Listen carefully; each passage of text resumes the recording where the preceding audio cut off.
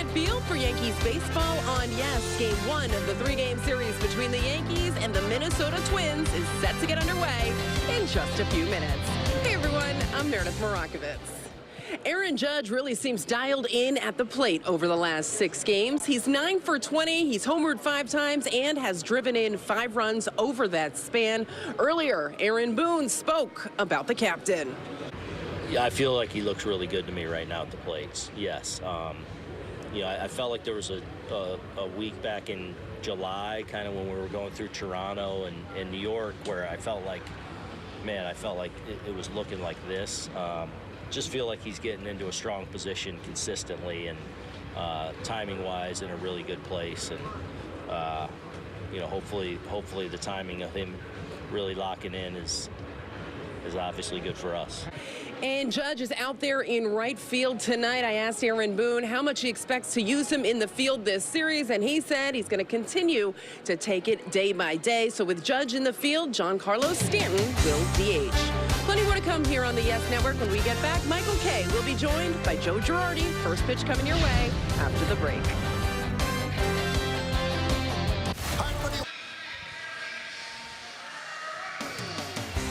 Yankees baseball on Yes is brought to you in part by Tunnel to Towers. Donate $11 a month to Tunnel to Towers at T2T.org.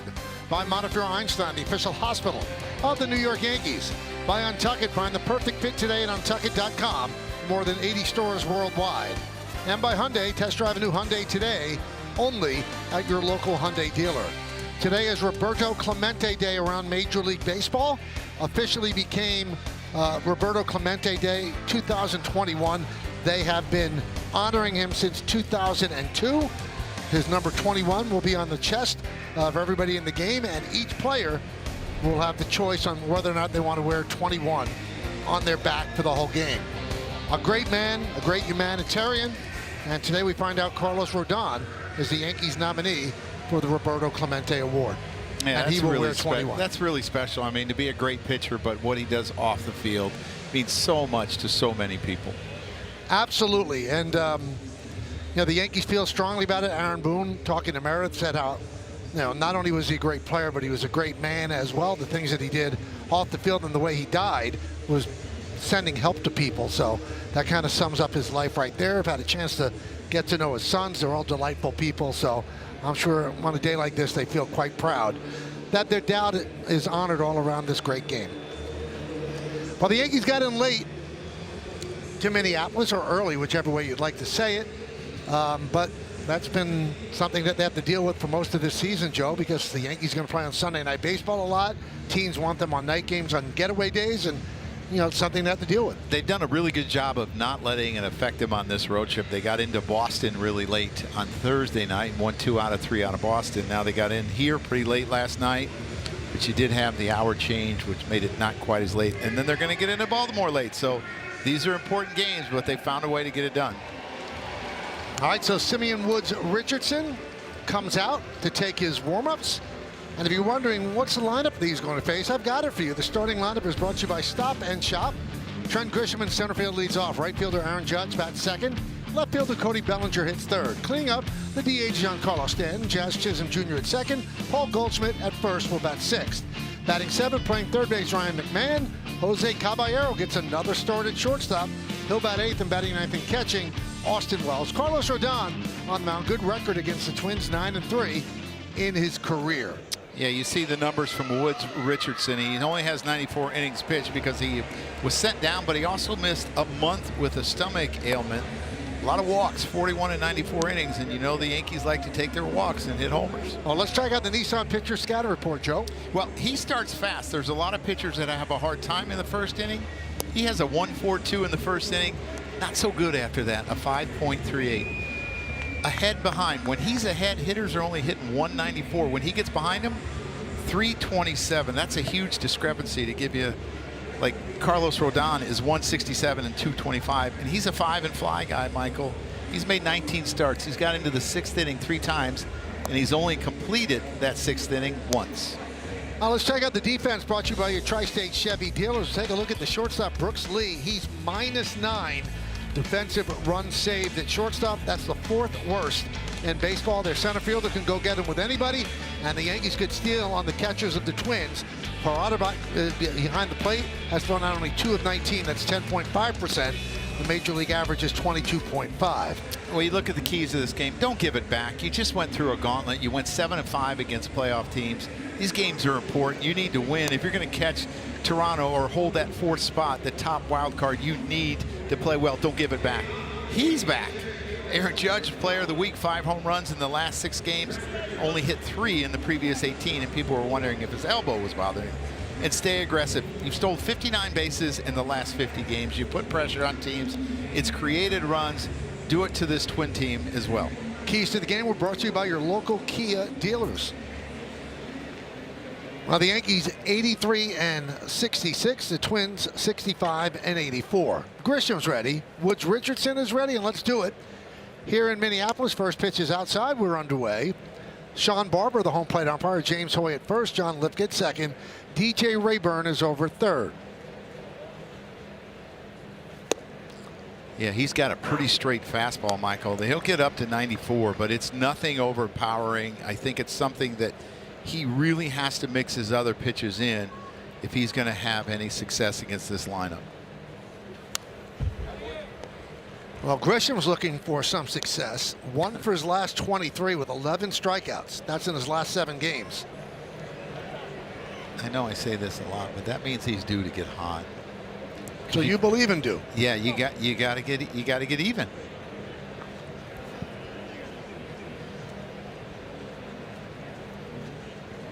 And the pitch.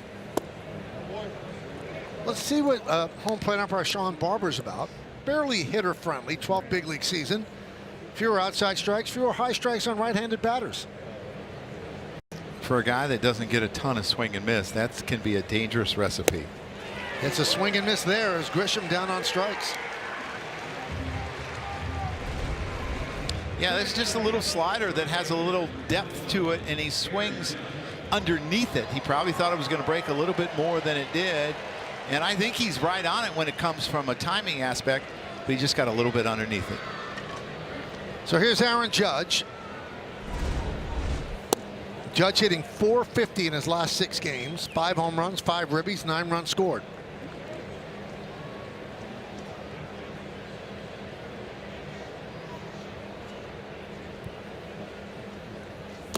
I'm going to give Paul O'Neill a little bit of credit because he said like a week ago, he said, you know, I feel like he's getting closer again. And it's what hitters go through. You go through where you get off a little bit mechanically, or just sometimes you're not getting much to hit. He's walked a ton lately. Teams have not pitched to him, but he has found a way to get hot again, and that's dangerous for the rest of the league.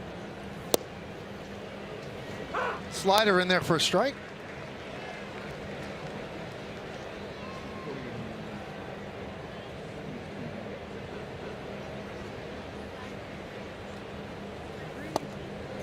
Always done well against the Twins. 43 games, .335 average. And this is what he did last night. Yeah, off a crochet, he hits this ball out to right center, and that's not an easy home run to hit. I mean, he gets really deep out there. And then he almost knocked the wall over in left field. He tried that. Judge works another walk. Game time weather presented by Bigelow, the official hot tea of the Yankees. It's 80. They say it feels 79. Joe and I would both argue. 25% chance of rain, 65% humidity. The wind is blowing in from left field. All those sweaters that I packed, Joe, not needed. No, not here. It's going to be like this every day. I mean, this is lucky to be here, to be that warm. But it is still summer officially. Yeah. But they had a really, really cold stretch at the end of August, which is supposed to be their hot stretch. So they're getting the hot stretch now. Someone was a little bit confused on the dates. I guess.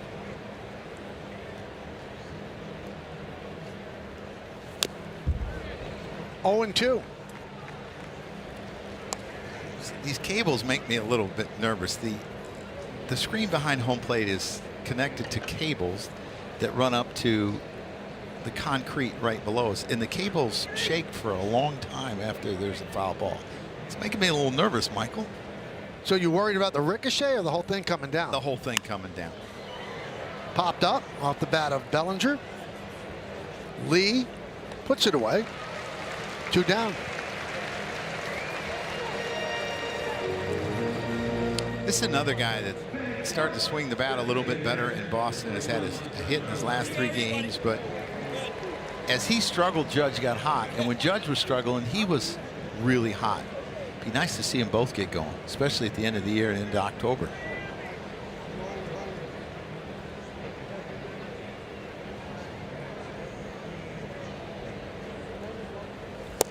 The thing that really jumps out at you about Stanton, and it didn't happen when he came off the IL, all the strikeouts. In September, 19 strikeouts and 39 plate appearances. That's 48.7%. And his first 44 games, it was 30.6%. And the thing that he's waving at is the pitch low and away out of the strike zone. Yeah, you wonder too, Michael, if playing the outfield, he loses his legs a little bit. And a lot of times you start to lunge a little bit, you start to chase. And it's a necessity. They needed him to play the outfield so you could DH Judge. But let's see if he gets back to DHing all the time. That one just missed the outside corner, 1 and 2. Well, he's had less outside strikes to right-handed hitters, correct? Perfect. Yeah. And he's kind of standing up, and he's trying to get the ball in. He does like to pitch in, I think, to speed hitters up for his split. And catcher Johnny kind of took it away from the umpire. There's the split.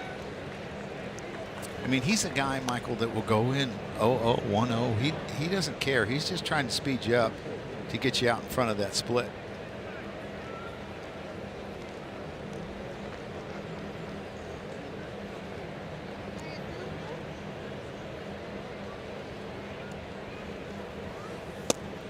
Strike 3, got the call there. Stanton down looking. 20th strikeout in 40 plate appearances. Yankees strand 1, Twins coming to bat.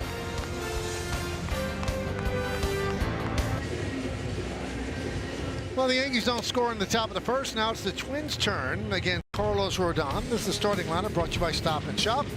Buxton, Martin, and Keyshaw. That's the top of the order. Lewis, Wallner, McCusker. That's the middle third. Then you've got Lee, Barreda, and Julian. The bottom third with Simeon Woods Richardson making his first career start against the Yankees. Numbers really good for Carlos. He is second in the league in wins, only behind Max Fried. He's given the Yankees a ton of innings. He's kept the ball in the ballpark and such a low opponent batting average. And you look at the Yankees really got 1A and 1B. They have Carlos and they have Max Fried. They basically have 2 aces. Carlos has a 3.11 ERA. Max has a 3.03. Been a little bit of a power outage. Left-handers have faced 300 batters.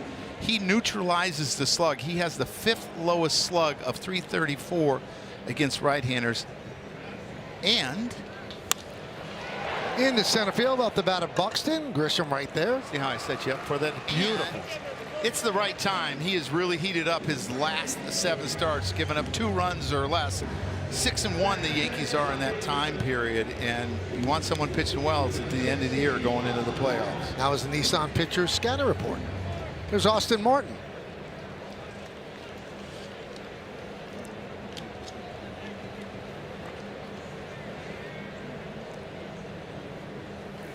Okay, this is confusing to me. Tell me. Byron Buxton 31 home runs. Austin Martin has an on-base percentage of .397. Why wouldn't you flip those two and give Buxton a chance with somebody on? Yes, 31 home runs and only 76 ribbies. You're right. And Luke Keyshaw, who's hitting third, is a real high on-base guy. Not necessarily against lefties, but his on-base percentage is fantastic as well. It's .399. I would want my slugger hitting with a couple guys on. 1 and 2.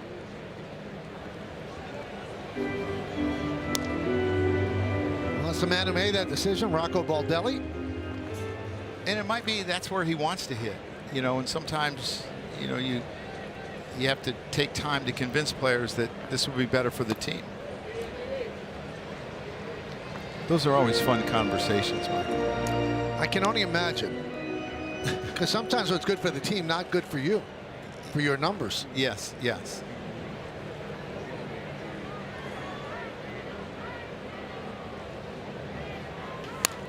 Grounded. Third base, McMahon charges, fires, got him. Check out the Yankee defense, brought to you by your Tri-State Chevy dealers. Bellinger, Grisham, and Judge left to right in the outfield. You just saw McMahon at third. Caballero, another start at short. Chisholm and Goldschmidt. Laws behind the plate. Stan, the DH, and Rodon's on the mound. And here's Luke Keeschel. Gone off to a great start. Came into the season ranked 45th on Baseball America's top 100 prospects list. He was third on Minnesota's. I want to know who the other two guys are. Right. And they stayed away from him when Carlos pitched against him at Yankee Stadium a little bit over a month ago. And they basically stayed away with fastballs, breaking balls, and changeups. Just saw that score. Tampa Bay over Toronto 1-0. Where'd you see that score? Right there in the right corner of the screen. I see the scoreboard over here. Yeah. There it is. Oh, okay. I always thought that was a funny question. They ask as a manager, do you scoreboard watch? Who doesn't scoreboard watch? But why does everybody lie and say, no, we don't look at all? I mean, at Yankee Stadium, it's right in front of you. That would be like a stockbroker saying, no, I don't look at the ticker. No. I mean, it's how you make your living. Who's winning, who's losing. And the players say they don't look. The managers say they don't look. Michael, I look from day one of the season. Why not? Always. It's interesting to me. It tells a story.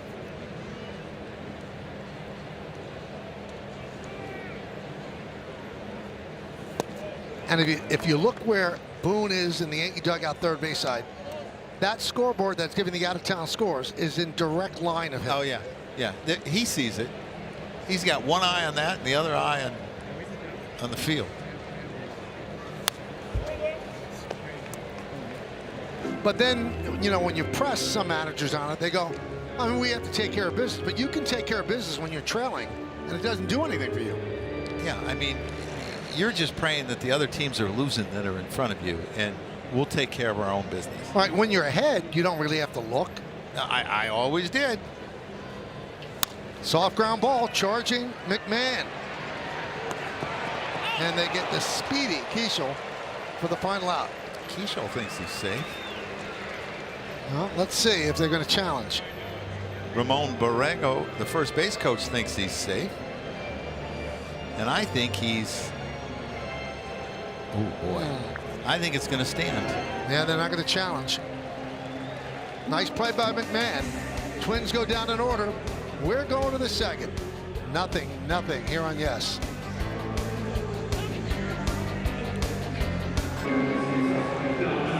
Well, let's check out FanDuel's live same-game parlay. Paul Goldschmidt, will he get a hit? Caballero, how about a stolen base? Carlos Rodón, 7 or more strikeouts. That's a cool ball, that ball right there. That one's popped Michael, up this right is back right at here. I guess it landed in the upper deck. Above us. I think you had a shot for that. I was ready.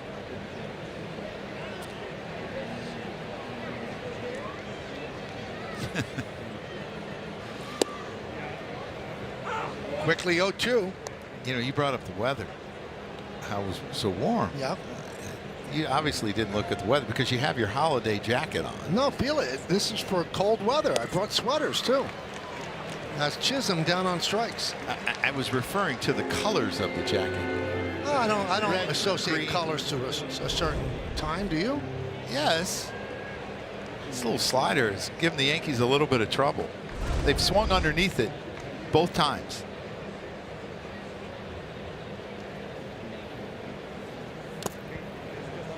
Meredith packed so many autumnal clothes that she has to go shopping tomorrow.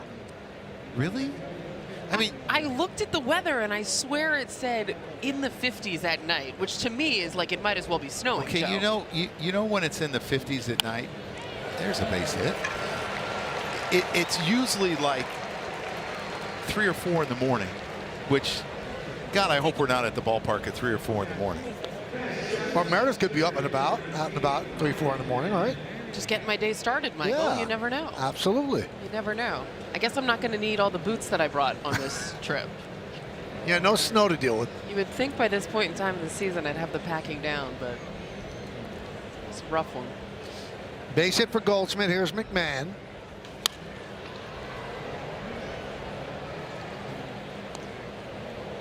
McMahon 2 hits in his last 22 at-bats. It's the whole reason I never want to be a hitting coach. Why? Someone's up, someone's down. There's always guys that are struggling in a lineup. So you can never relax. No, because you get this guy right. You say, "Oh, I got him right. He was struggling." And then all of a sudden, you got someone else to deal with. I mean, did you think that Stanton was going to go through a stretch like this year after what we saw the first month and a half? You were hoping not. But he's getting ready for October. That's his month. Yes, he is.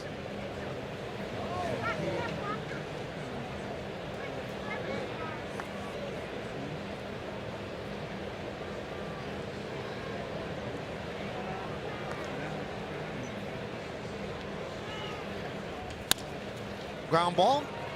Keishel. There's one on the first. Not in time.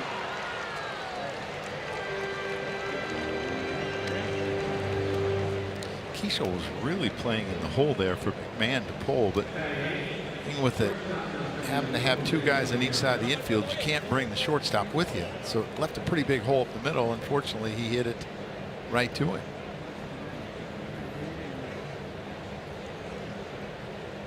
He's been good his last 5 starts, the last 5 games, Michael. Yep, 6 for 18, 2 doubles, a home run. That home run he hit last night. I was surprised how far it went.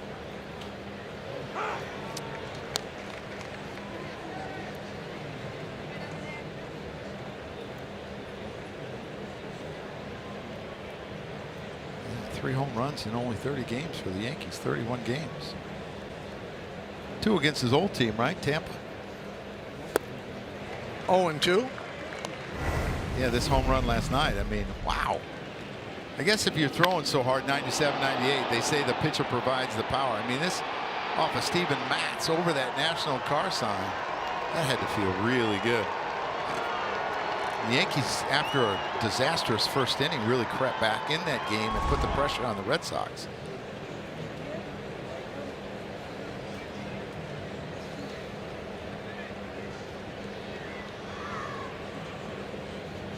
The 0-2.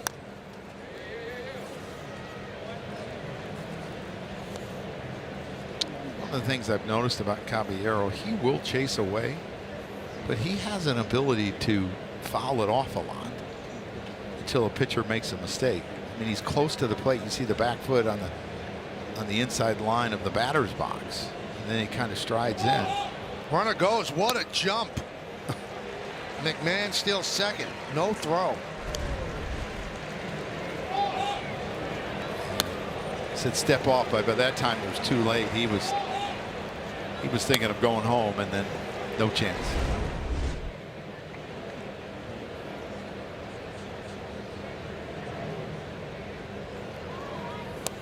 Ow.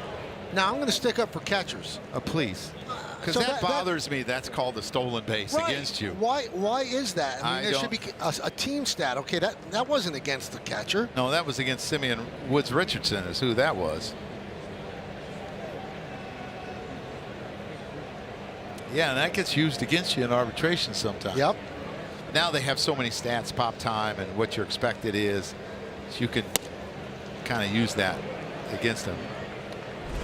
I mean, he goes before he even starts. I mean, a half a second before he starts. And that's a smart job by catcher Johnny Parade. Don't throw it. Well, I mean, what good can come from it?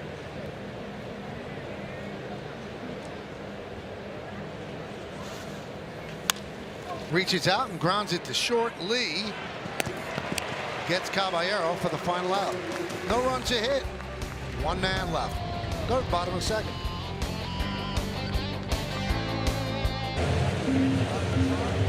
As we mentioned earlier, Carlos Rodón has been nominated for the 2025 Roberto Clemente Award presented by Capital One.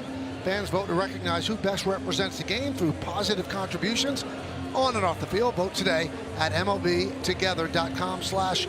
Clemente Award. Now, in fairness, Carlos Rodon's nominated, but Meredith Ashley Rodon should be nominated as well because they both work together in their charity.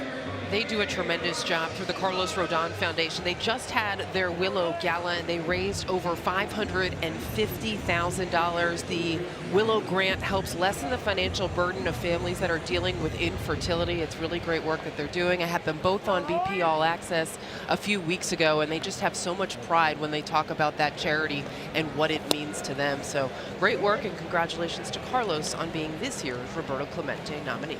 And on the patch, everybody's wearing the 21 patch, but it does tell you that he is a nominee this year. And 7 guys on this Yankees roster were able to wear 21. David Bednar, Fernando Cruz, Paul Goldschmidt, Tim Hill, Aaron Judge, Giancarlo Stanton, and of course, Carlos Rodon.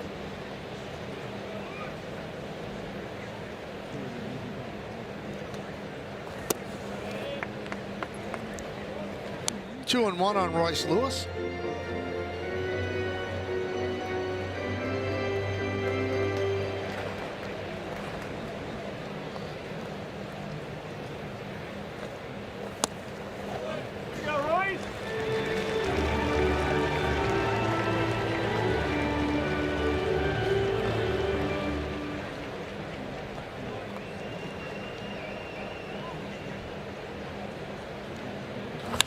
Driven to left field.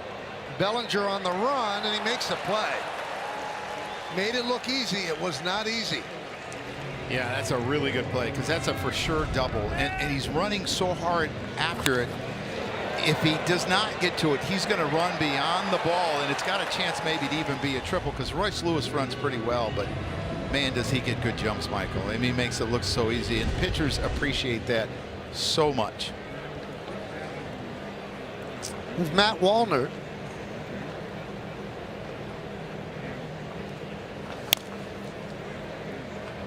I love when lefties throw sinkers into left-handed hitters because I think in their mind so many times they're thinking out away.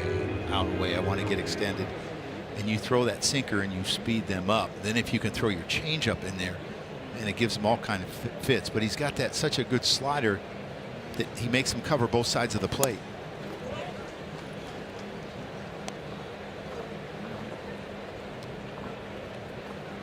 Matt Wallner has been a guy that has really struggled against lefties in his career, under 200 average. This year he's been a little bit better, which you would think that would make him have a really big year. I mean, he's hit 222 off of lefties this year, and he's hit some home runs, 4, but he has struggled against right-handers this year.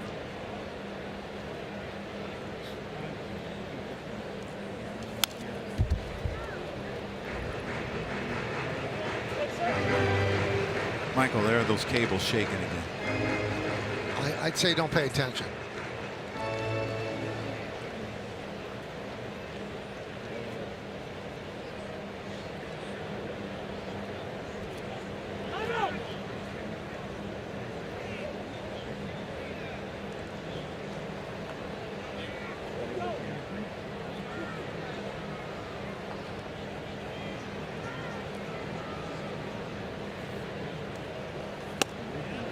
Three and two.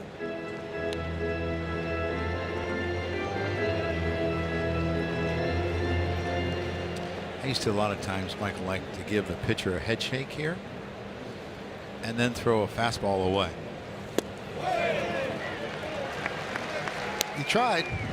Yeah, he went with the sinker, and that sinker is a pitch. Sometimes it's hard to throw in to lefties where it has to be a strike in a sense. You don't want to leave it out over the plate. I never was a huge fan of trying to go in with 2 strikes because you can't make a mistake. Here's Carson McCusker. Kind of like that name. You know, he set a franchise record in St. Paul this year with 22 home runs, a single season, which I'm surprised it's that few. Yeah. But they called him a crusher. Well, he's 6'8", 250 pounds.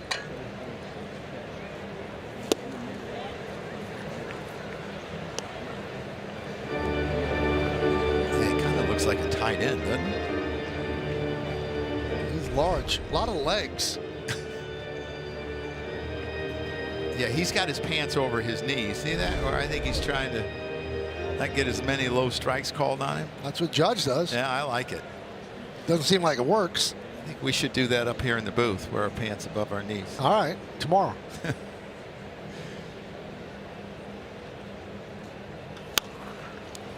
Fly ball, shallow right, and Chisholm makes the play.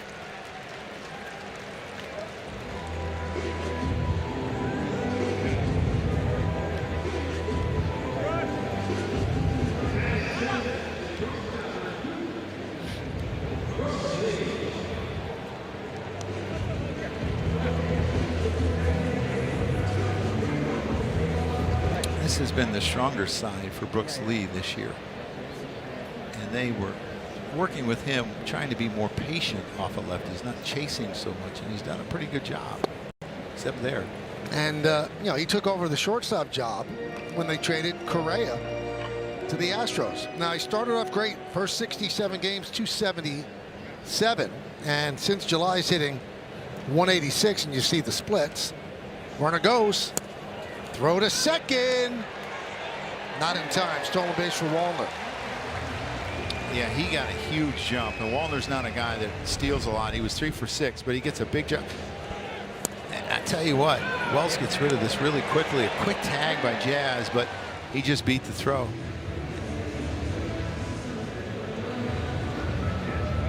I mean, he does like the Thurman Munson here, the sidearm throw.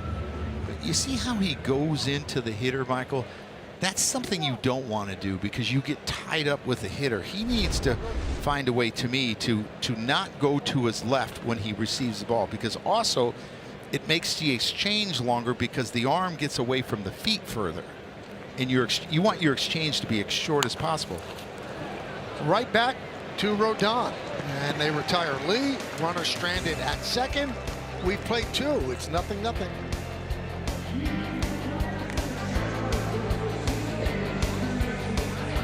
Wells leads off the 3rd inning. Joe, you said something at the end of the inning.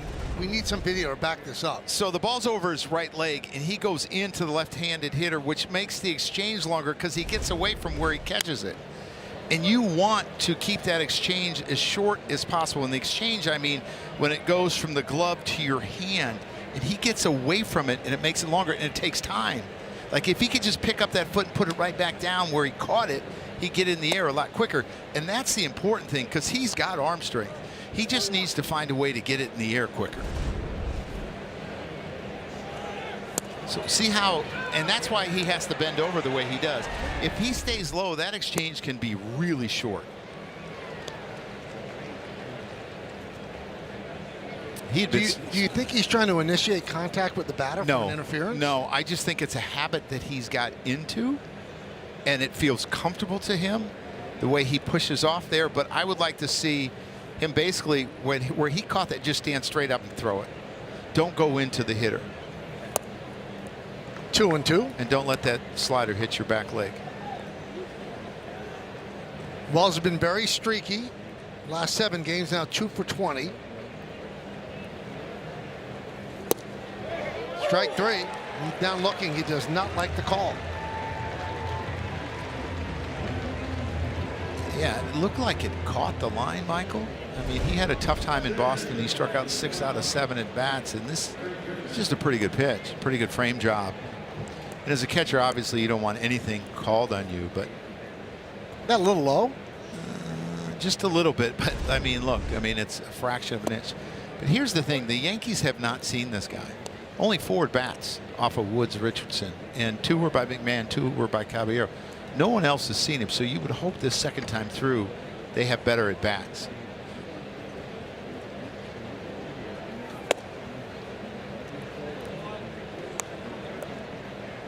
Now, when Woods Richardson debuted on October 2nd, 2022, he passed Jared Saltalamacchia for the longest last name in Major League history. But in July of 2023, he was jumped by Christian Encarnacion Strand of the Reds. All I can remember about Salto Lamakia's jersey, it looked like the name started like at his left hip and went all the way up to the top and down to his right hip. Well, if you look at Woods Richardson, it's armpit to armpit. Yeah.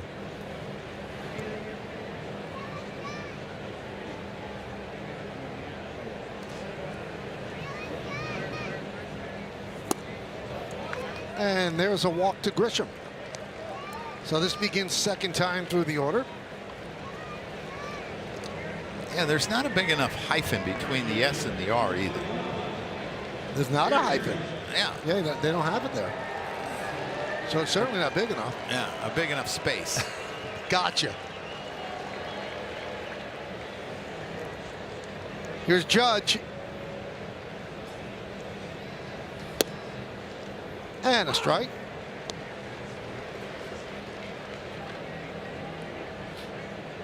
Judge walked in the first inning.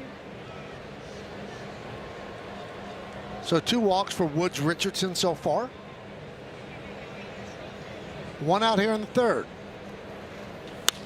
Driven to right field. Wallner. Out number 2.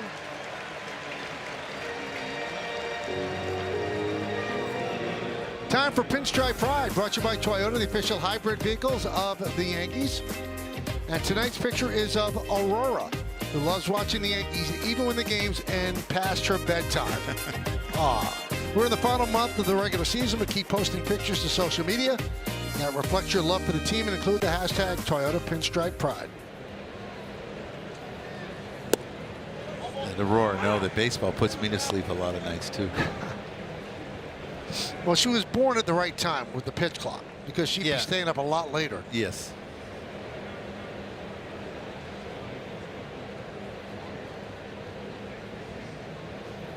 Isn't it strange though, Joe, you say it keeps you up, but a lot of times it kept you awake.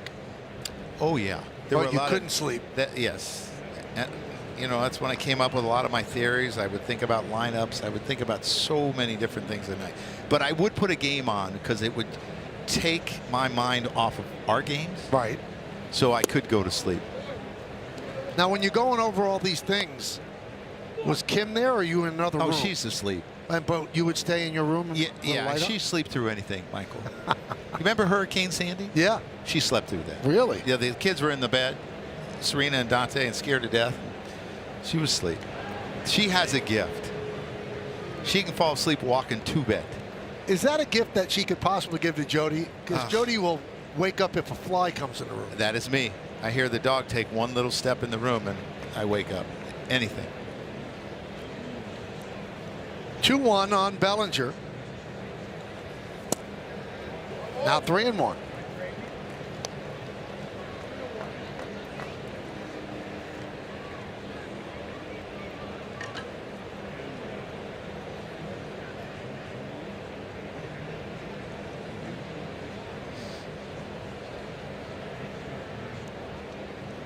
And the pitch. Right in on the hands. Popped up. Pareda. It's over the screen and in the seats, and a nice catch by a fan.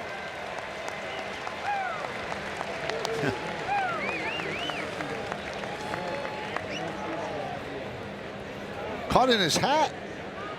The hats, that's what I thought it was the best thing for. I was not a big fan of wearing hats, and I always thought my hat.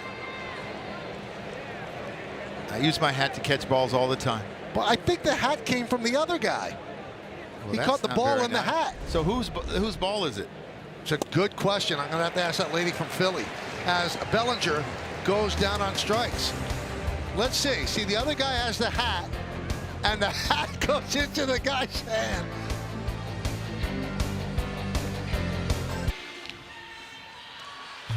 It's time for the Audi Electric Moment. Experience a fully electric Audi vehicle at your local Tri-State Audi dealer today. Roberto Clemente. That was his 3,000th hit and his final hit. A double. What a player. And that was against the Mets. Won the MVP in 1966, two-time champion in 60 and 71. 15-time All-Star, 4-time batting champion, 12 Gold Gloves, and they waived the 5-year waiting period, and he made into the Hall of Fame in 73 after he was killed in that plane crash. Johnny Pareda swings and misses. You know what I loved about watching him play was when he ran, there were arms and legs going everywhere, it seemed like. You know, some people are graceful when they run. It just looked like so much effort, and he was flying. He would have been a manager because he was managing in winter ball as well. Very well respected. But his life was cut short. Ripped down the left field line. It is a fair ball, and it goes all the way to the wall. And Pareda picks up a leadoff double, first hit against Rodón. You know, I've been somewhat surprised he hasn't played a little bit more with Jeffers being down, because he hit AAA. This looks like a changeup that cut, and you want your changeup to go the other way, and it was up in the zone. Hit over 300 in AAA. He's hit 400 in the few at bats that he's gotten here. And he's a guy that is caught more than Mickey, and I'm surprised he hasn't played more. Here's Julian.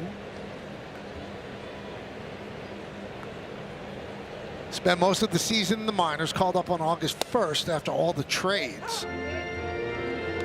And in 2023, his rookie season, he was terrific. 381 on base percentage.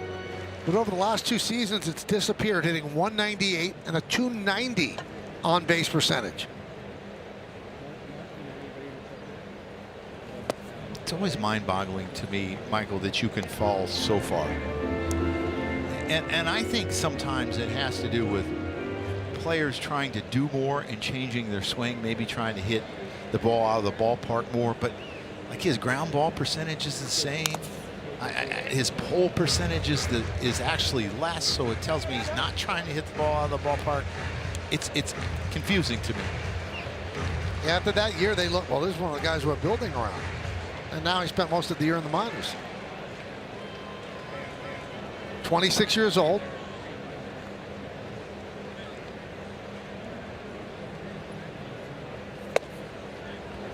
Two and two.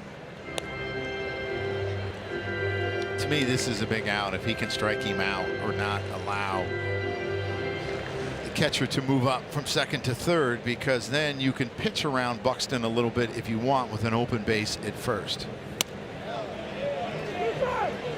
Check the swing according to DJ Rayburn. Let's see. Yeah, he definitely checked. I'll have to give him that one.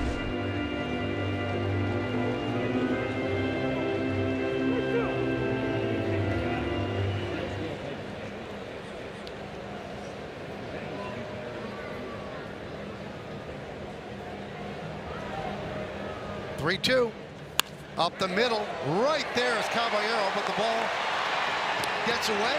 He recovers and throws to first, and the umpire said he's out. Julian thought he was safe. We'll see if they challenge this.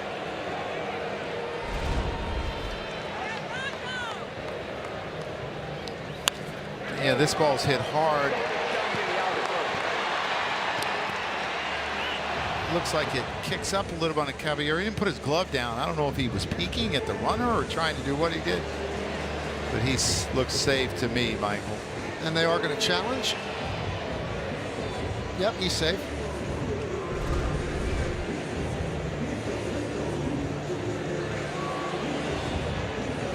He actually made a pretty good recovery and a nice strong throw. But after review, the call in the field is overturned. The runner is safe. Minnesota will retain their challenge. All right, now the question is, Joe, is that a hit or an E6? I think it'll be an E6. And I'm surprised he hasn't used his slider a little bit more against these left-handed hitters. He's been using the sinker in a lot. And again, I think it's really hard to be perfect with the pitch in where you need to throw a strike or really close to a strike. I always felt it was easier to go away, because in their mind, I think pitchers say, I can't make a mistake out over the plate. First and third, nobody out. And here's Buxton. And that scored a base hit. Now let's check out the leaders brought to you by your local Tri-State Genesis retailers. 7 triples, third in the American League for Buxton. Home runs, he's tied for 7 with 31. OPS 885, and that's good for 5th. Also, He's played in 114 games. That's the second most in his career. He has been derailed by injuries. The most he ever played in a season, 140 in 2017. Yankees playing back for the double play. They'll give up a run to get the 2 outs. Tough to double Buxton. Michael, I was looking at his numbers off of left-handed hitters. Off of fastballs, he's got a slug of 774. Off of breaking balls, 733. And off of changeups, 500 off speeds. I mean, there aren't a lot of places to go. He's really good against left-handers. I think he has to go above the zone and below the zone. Not that far, though. Nice block by Wells.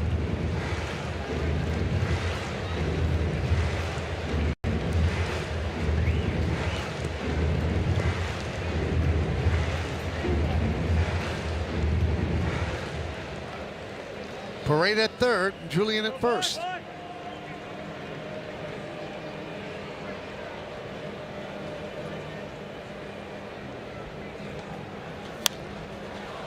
Two and two.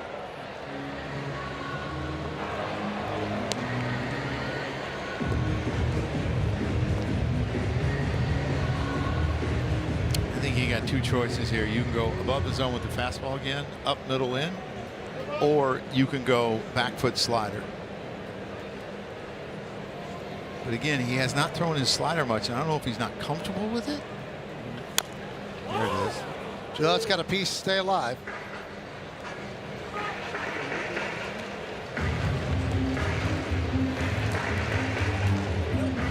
What would you say, Joe? Rodón lose about 10 pounds a start? I mean, nobody sweats like this man. Yeah, but the thing is, you go in between innings and you rehydrate. So whatever you're losing, you're putting right back in. Or you would cramp up. You wouldn't continue to sweat like that. But he does sweat a lot. Not as much as Doc Gooden did. Doc was the worst. There'd be sweat dripping off his hat.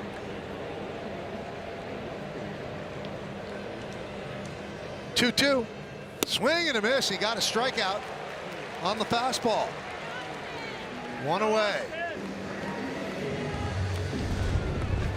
Yeah, he goes above the zone with this good 4-seamer, and you can see the ride on it. And Buxton swung under the first pitch and for strike 3. Now I think if the Yankees, you have to be kind of aware of a safety squeeze. I wouldn't think they would do it with as well as Martin hits lefties, but I think you have to be aware of it. Pitch outside to Martin. He grounded to third in the first.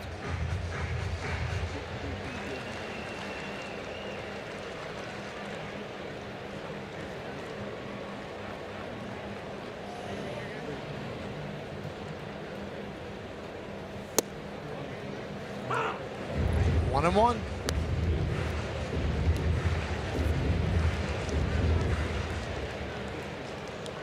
Very patient hitter, walks a lot, doesn't strike out a lot.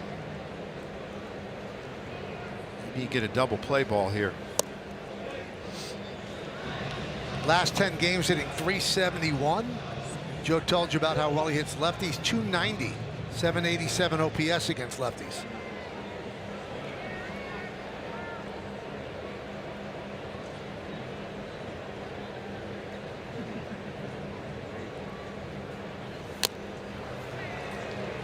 Two and two.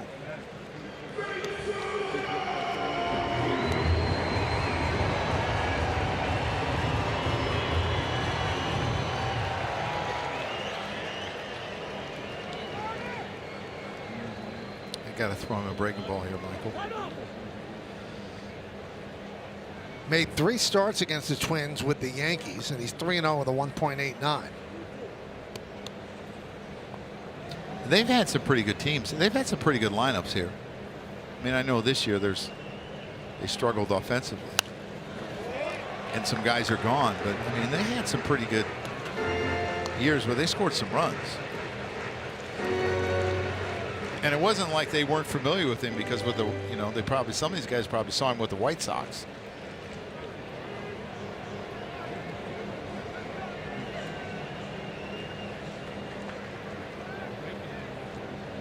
Two. Laid off the slider. 3-2. You think they send Julian? I don't think so, but I think he has not picked yet. I would pick one time to see if he's going, if you can get an inkling if he's going. Julian's 0 for 2 in stolen bases, does not have a ton of speed. It's kind of hard a lot of times to get a good jump off of lefties.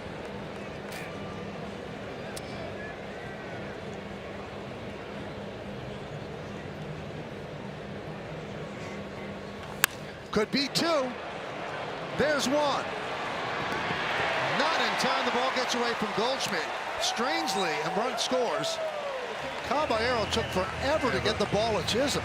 Yeah, his feeds on double plays are not the quickest. I mean, he took a long time. He ran it over there, probably thinking that he had more time than he had. I mean, the ball was hit extremely hard, but Martin runs extremely well.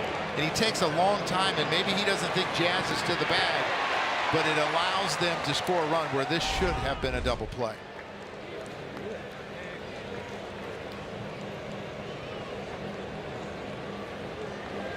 Well, Caballero's played a very good shortstop, but in this inning alone, 2 mistakes. He should have gloved the ball by Julian. He didn't. He scored a hit. And then he should have gotten the ball to Jazz sooner, and he didn't. No errors, but if you're watching the game, you see those were certainly mistakes.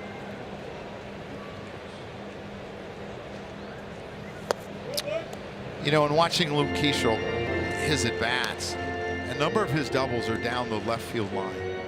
But most of them are for right-handers, where right-handers are trying to go in and they just don't quite get it in enough. And he waffles it down the left field line. Again, they stayed away from him in New York. Runner goes, throw to second. Not handled. Stolen base for Martin, 7th of the year. He got Jazz's thumb a little bit too. The ball got there at the same time that Martin got there, and Jazz still has not put his glove back on. You're going to see this. Gets his hand a little bit, and that's, oh, that hurts. And it didn't look like he looked the ball in, Michael, when you watch this. Watch, he's going to go into the hitter. It's better there, and it's a really good, strong throw.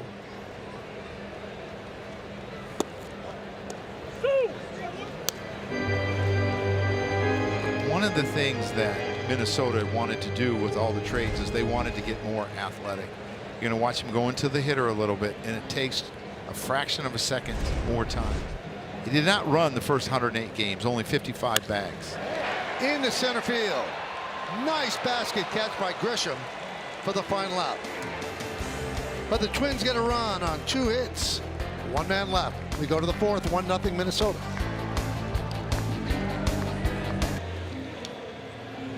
Well, tomorrow on Yes, the Yankees and the Twins play Game 2 here at Target Field. Coverage begins at 6:30 with Audi batting practice in the pregame, with first pitch scheduled for shortly after 7:30 on Yes and the Gotham Sports app. Stan leads off the 4th and fouls back the first pitch, 0-1. He struck out looking in the first. These are always the games that I would worry a little bit, Michael, as a manager, because you just went through a gauntlet where you had 4 tough series, very emotional series. You know, think about the playoff teams you played, and probably the most emotional is against the Boston Red Sox. They had, you get in late, and then you come to the ballpark, and it's like, whew, right? We can take a little breath now, but you can't, because there's such a fine line between being successful as a player and not being successful. But it's just really hard. 1-2. And another strikeout of Stanton.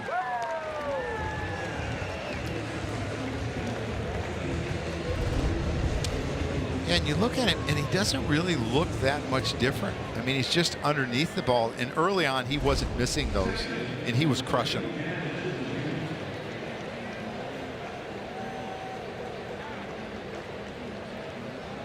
Here's Jazz Chisholm Jr. And a strike.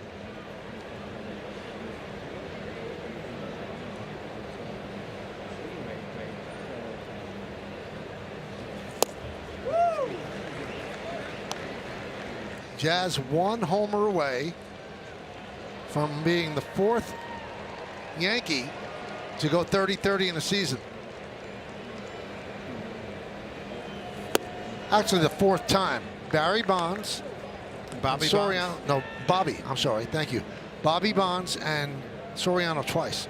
Yeah, I was going to think I missed playing with Barry here. Been a good teammate. And Chisholm down on strikes. 7 strikeouts. Yeah, and he's not a strikeout guy, and that ball's below the zone, and Jazz has got a little bit of a beef. You can hear Aaron talking, that's a ball, let's go.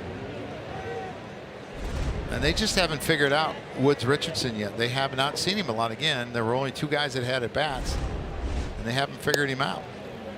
And that, to me, that slider is really hittable. Not that one, but the one to Goldie where, but there must be some kind of deception on it. I mean, you look at that called 3rd strike to Chisholm. That wasn't close. I mean, that was really low. You say it was egregious? It was egregious. Yes, thank you.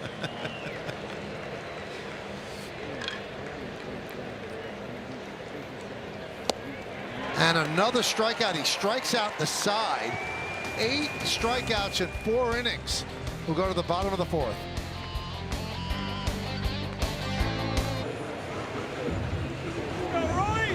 Well, as he was walking out of the dugout, Chaz kind of having some words with Barber. And who plays the hero here? Jose Caballero, who's been thrown out of 2 games since becoming a Yankee, and he settled Jazz Chisholm down. Well, that's good. They got each other's back. There you go. Maybe Jazz can pick him up one time too. Cadillac scoreboard. You saw 1-0 Twins. We start the bottom of the 4th. And here's Royce Lewis. He swings at the first pitch and lofts it to right field. Judge. Life moves, and so should your connection. Get fast and reliable speeds on a network that moves with you. Spectrum. Michael, I don't ever remember anyone calming me down when I ran out as a manager. You are No one uncalm-downable. Would you have tried to stop me? No, I didn't want to get hurt. I mean, you're a big guy. Strong guy. You'd have just snapped my neck. Who was in charge of you?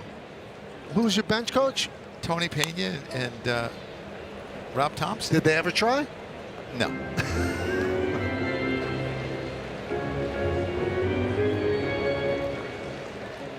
I mean, I think I was out too quick. Down the stair, up the stair, gone. Don't worry, Boone's broken all your records. Oh, yeah. Soft ground ball back to Rodón. 2-way.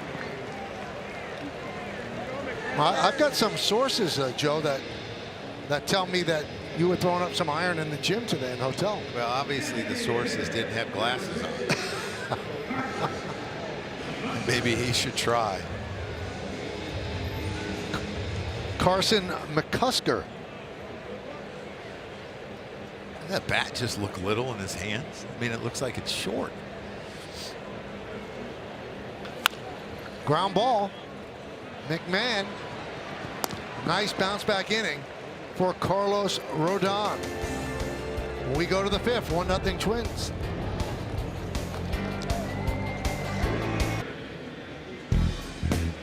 Tonight's injury report brought to you by Montefiore Einstein, the official hospital of the Yankees. Bo Bichette having such a great year, diagnosed with a sprained left PCL. Currently receiving second opinions. He hurt that against the Yankees, sliding into home plate. No timetable for his return. Bad break for the Blue Jays and bad break for him. He's a free agent at the end of the year. What a season he was having. 0-1 on McMahon. Yankees trail 1-0. Yeah, is PCL a surgery? I mean, do a lot of players, you know, I know ACL always, MCL sometimes not. And PCL's the posterior in the back, Yeah, right? maybe Meredith knows. I mean, Meredith's had all these injuries. I've actually never injured my PCL to my knowledge, but recovery time typically about 2 to 6 months, according to the Google machine. With So, no surgery. no surgery, yeah. Could take non-surgical treatment. Surgery obviously would be about 6 to 12 months. So just depends how severe that tear is and how the stability is in the knee. Woods Richardson has struck out 5 straight Yankees.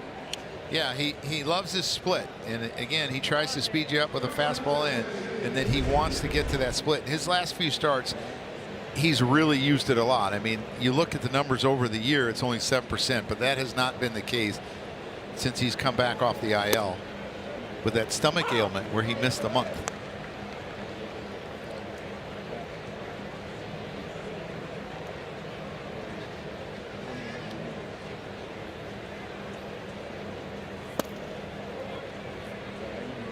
One and one on Caballero. Now, Caballero starting at shortstop again. And Boone admitted today before the game, this was the first day. That one's driven to left field. It is going to be in there for a base hit and up against the wall. Caballero rounds first. He's going to go to second, and he has himself a double. This is the first day that Anthony Volpe was considered a full player. And the decision was made. He said it's going to be day to day. He was going to play Caballero today. Well, I think he loves the offense that he's getting from him. He loves the stolen base opportunities that he gets. He leads baseball in stolen bases, and you see this double. I mean, now if you're Woods Richardson, you have to worry about him stealing a third. And I'm not crazy with trying to do it with left-handed hitters because it's such an open lane for catchers to throw. But you got to worry about him. Ripped down the right field line and foul. And I think he's going with the more offensive player.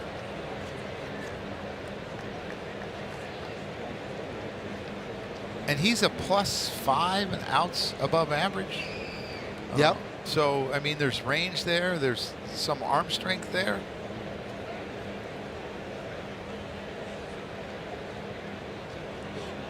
And he's going to get picked off.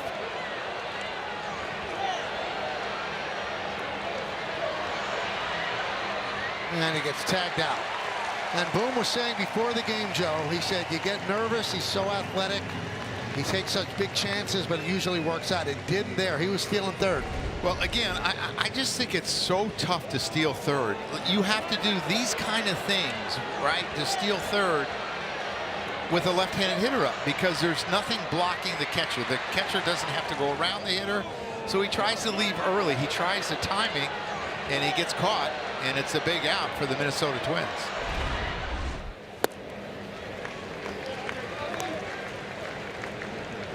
So an 0-2 count on Wells. 9 strikeouts for Woods Richardson, and that's his career high.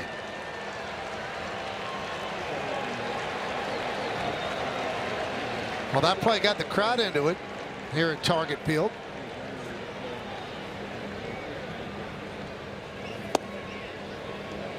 One-two. And sometimes you wonder if a player's trying to make up for not turning the double play, and you try to do something a little bit extraordinary. Those are the emotions that you have to guard against as a player. And he's hit a bullet down the right field line, the left field line. How about up the middle?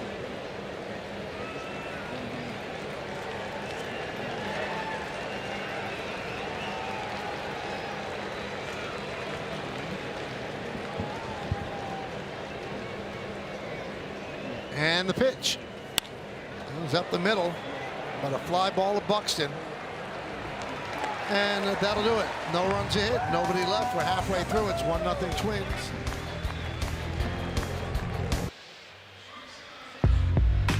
Well, Joe, let's check out the T-Mobile coverage cam. Well, career high in strikeouts, and most of them come on off speed. You're going to see the split down there, another split. Tabelli, he loves the split against lefties. The little slider against righties. Here's a slider to Jazz. It's probably low. He gets the call, and that's the old backup slider. A tough pitch to hit, tough pitch to catch. You're going to see this split to Ryan McMahon. He has kept the Yankee hitters off balance and baffled all night. Career high. Audi scoreboard, 1-0 Twins. And Brooks Lee hits one deep to left field. That ball is gone. A home run just over the wall. A leadoff home run for Lee. It's 2-0 Twins.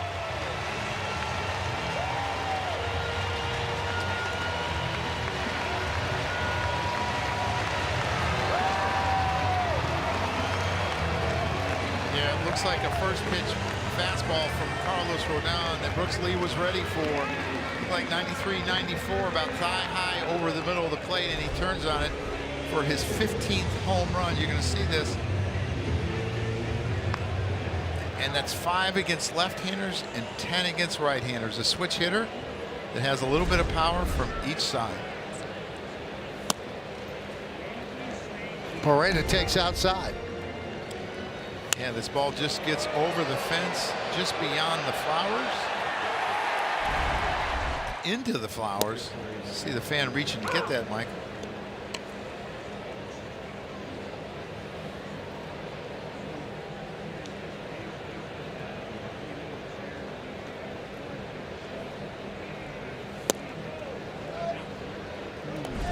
Two and one. Yeah, I love his looks. It's like he's pondering something, and like he looks off into the sky when he's thinking. I just think he's done such a better job of controlling his emotions, and it's why he's having a great year.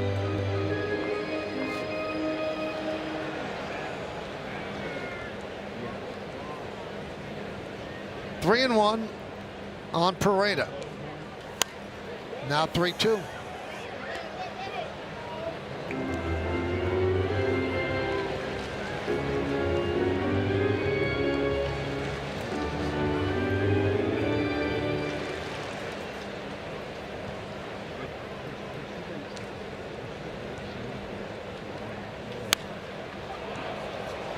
Shallow right coming on Judge. Michael, that was a good miss. I've always said if you're going to miss, you want to miss by about 15 or 16 inches across the plate. He was trying to go away with that, and he ended up getting it inside and jamming him. So, good miss, Carlos. He's trying to go away with this, and it looks like a sinker that he kind of cut accidentally. Looked like the same pitch, the same movement to Brooks Lee. Foul ball at the bat of Julian.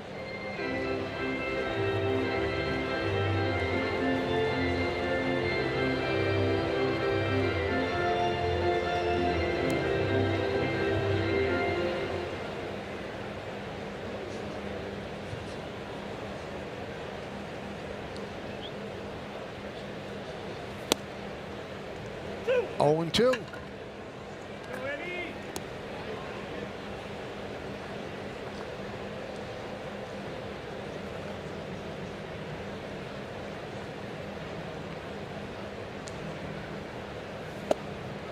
One and 2. Yankees have had such unbelievable success against the Twins since 2002, including the postseason. They're 125 and 45. So over 162 games, that comes out to 119 wins, which would be record-setting. And you know, you mentioned this earlier, Joe. That's some good Twins teams too. They're not all rollover teams. They had the M&M brothers, Morneau and Mauer, and I saw Justin Morneau in New York, and I said, you know, base hit right field for Julian. I said, you know, I used to think that you guys cheated. And he said, what do you mean? I said, you and Mauer seem to come up every other inning. I said, I don't think you let the guys at the bottom of the order hit. And his breaking ball has been a little bit off today. It's either been one that's got way too much sweep or one there that didn't do a lot. And he laughed at me. And I said, I used to look, I said, these guys are up again?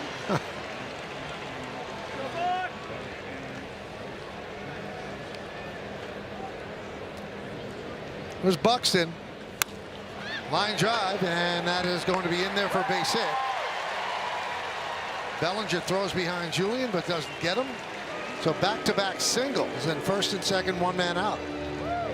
And Bellinger does a really good job of charging this ball hard and keeping Julian at second base. I think he had an inkling to go to third. He thought he might be able to go first to third and a changeup there. Just kind of left it up a little bit. It's not hit hard by Buxton. But Belly gets to it quick and ends up throwing behind him, and that will make you think as a base runner. Here's Austin Martin. And a strike.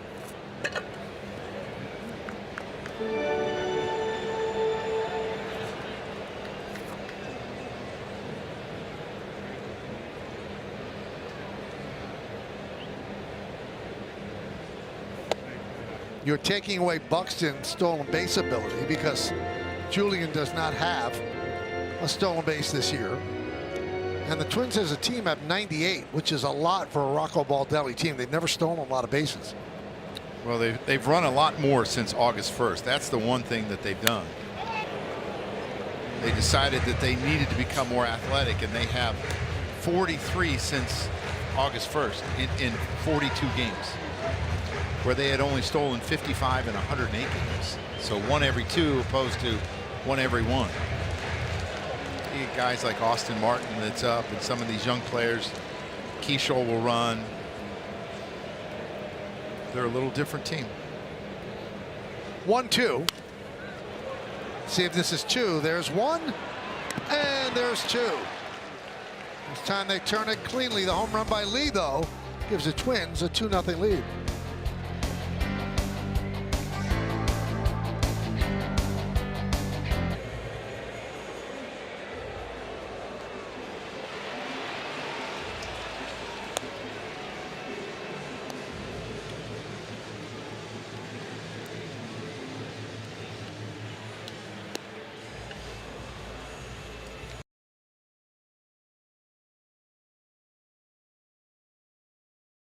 Doing it, 54 home runs this season. That ties Mickey Mantle for the Major League record by a switch hitter.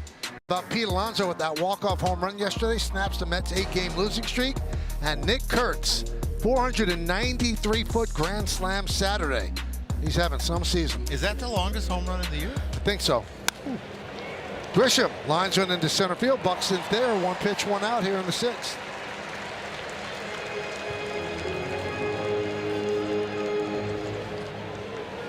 Everything I've said about the scouting report really hasn't come to fruition. Give it time. He was good in the first. Right. He starts quick, and he usually struggles after that. Well, we're waiting. He's only been through the 6th one time this year. Judge has walked and lined out to right.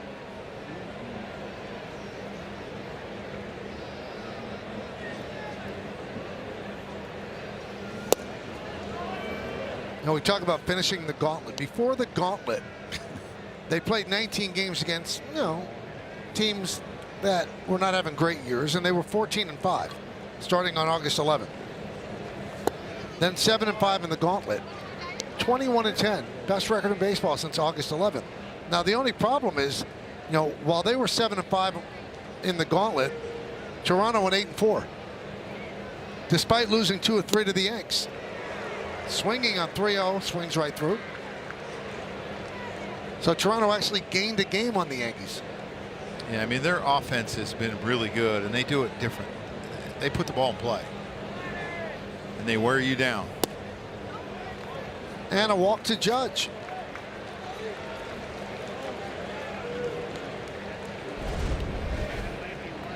Throws him this high slider, and as a hitter, you give up on it because you don't think it's going to be a strike.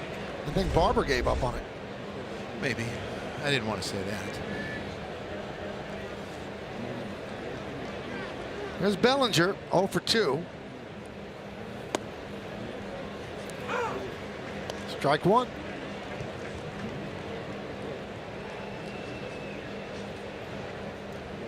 Two nothing Minnesota, top of the 6th.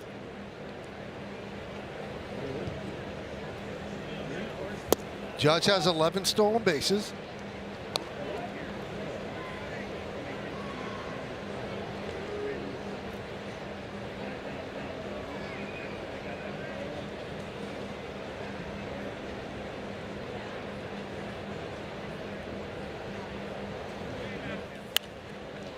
Popped up. Lewis, the long run, foul territory, and it's over the screen.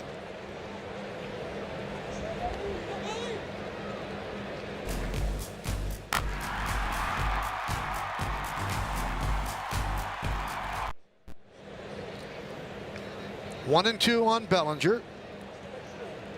Woods Richardson, I don't think this is hyperbolic, pitching the game of his life.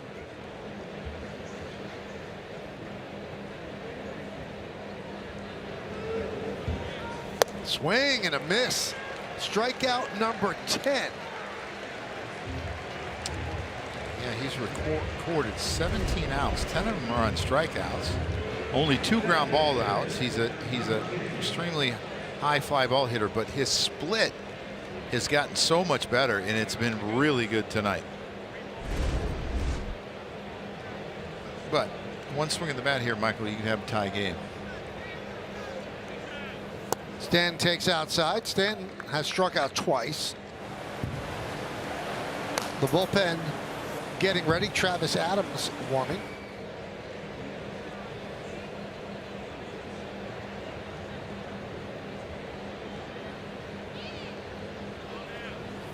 And the Yankees can't wait till that door swings open, because since August 11th, the Twins have a 6.13 ERA out of the bullpen. That's the worst in the majors. But when you trade away your top 5 relievers, It's going to happen. it's, yeah.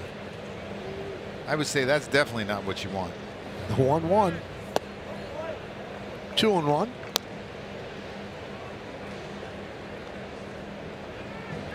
This is his longest start since June 21st against Milwaukee. One more out and he'll match it.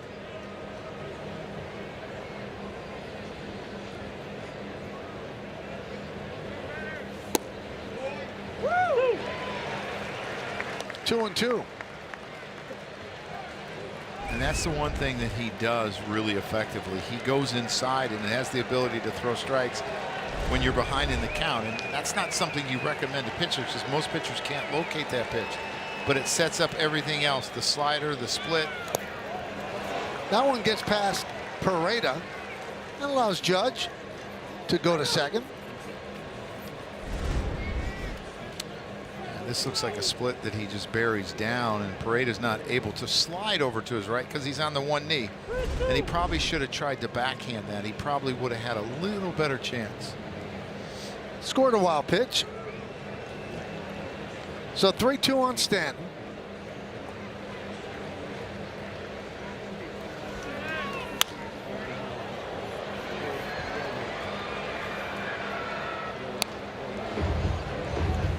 Pareda on that pitch started inside and then moved really, really late.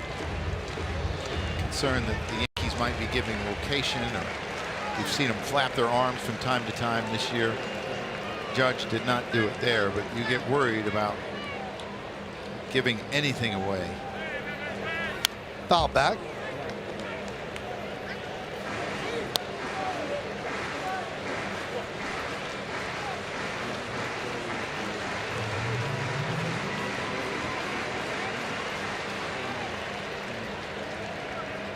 Judge at second, 2 men out, 2-0 Twins. Here's the payoff to Stanton. Swing and a miss. Woods Richardson having the game of his life. 2-0 Twins.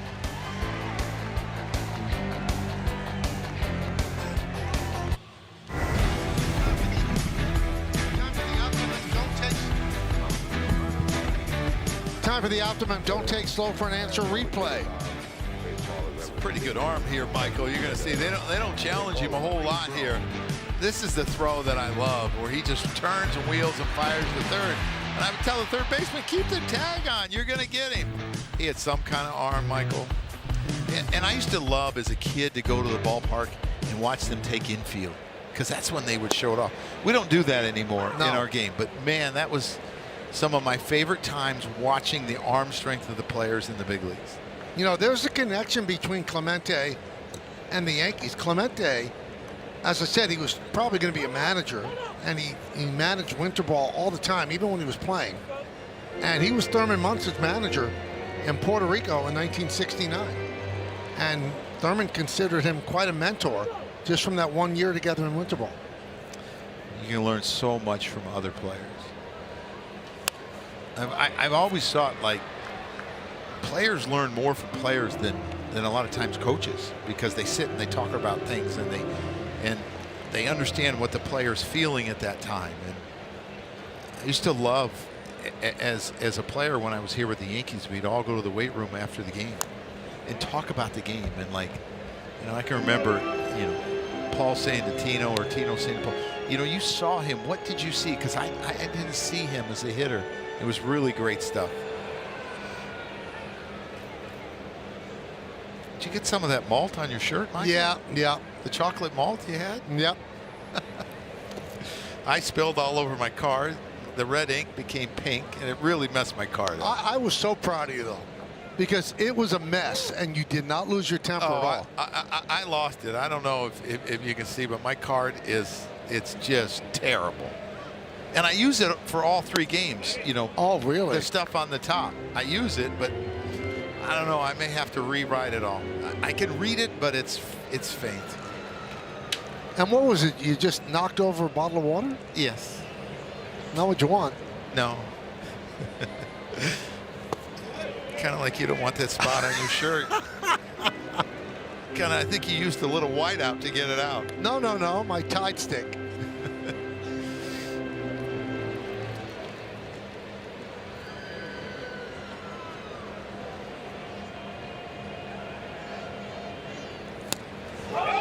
And that's a swing and a miss. The ball gets away. And reaching at first is Kiesel.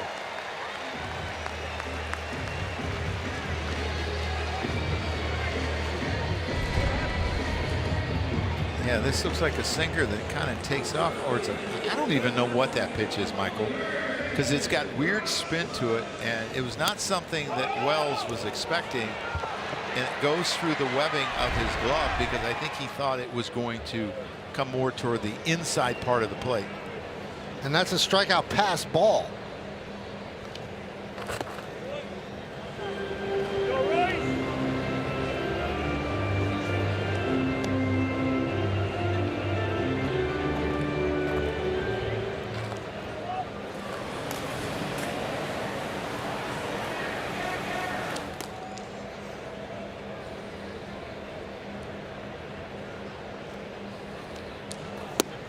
Yeah, that's what it was supposed to do. They had it listed as a slider, and it was supposed to come back towards Wells' left, but it kind of just was straight, and those are the hardest ones. Backup sliders are hard to hit, and they're hard to catch. 1-2 on Lewis. You know, we talk about Buxton staying healthy. Royce Lewis is a heck of a player, and he's just been unable to stay on the field. 2 hamstring injuries this year. And that's the thing that has bedeviled him. He just can't keep his legs healthy. Swing and a miss. Second strikeout of the inning, but the first out for Rodón.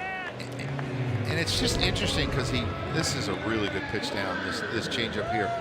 23, he looked like, oh my goodness, this guy was incredible. Over 50 RBIs in like 70 games, and you were like, oh boy, this team's going to be dangerous. Buxton and him and Correa couldn't repeat it last year, and has not repeated this year. He has been better since he came back from the second injury, but hasn't been able to repeat it. And there are teams that will just bet on the talent. So many teams were trying to get the Twins to trade Buxton during the trade deadline, and Buxton refused to be traded. He has a blanket no trade clause, will not be traded. Yeah, and now he seems frustrated with you know, he was quoted as saying he's getting frustrated with the team's direction, and he says, I ain't treading water. I don't want to do that. It's all about winning. Yeah, of course it's all about winning, and you had some good teams here. You guys won a playoff series. I believe it was in 23. You kind of folded last year at the end of the year. You should have been in the playoffs.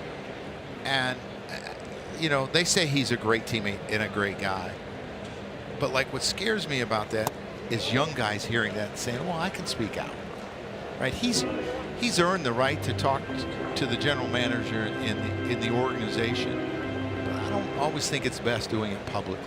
And also, I don't understand the messaging. He said no to every trade proposition. Runner goes, foul off.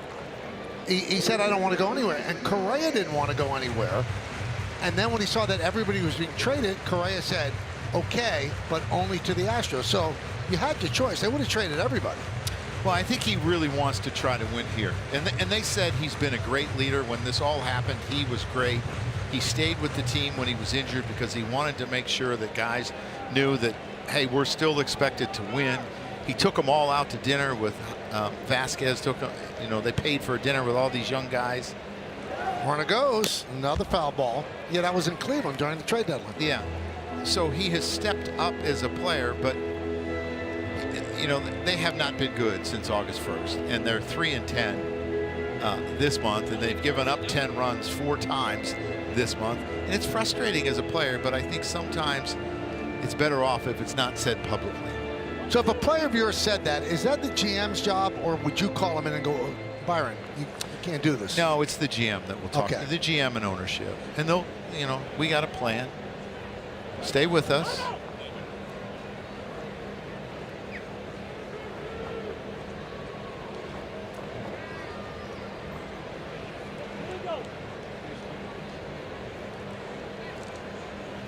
At some point, if you're Carlos, you think you would throw over here somewhere. Give him your best move. He's went twice. Popped up. Long run from McMahon. Foul territory. Runs out of room. And then hits into the fence near the dugout. Looks like he's okay. Wow. What an effort. And the wind is really kind of blowing in from right to left. And you see him slide into this fence. Unfortunately, it stops him, and he's probably really lucky that there's not a little ledge on that concrete. But that hard wire at the bottom, that can tear your leg up too. But when you're in somewhat of a shift, it's such a long way to run, and he wasn't able to stop. Yeah, he went in there hard. I mean, it was slowing you down, but when you saw a real speed. Yeah. I mean, he's lucky he didn't hurt his shoulder or a rib or a knee. He's going to have some strawberries. And now you look at him, he's almost touching Caballero. He's so far up the middle. You see how far he is up the middle.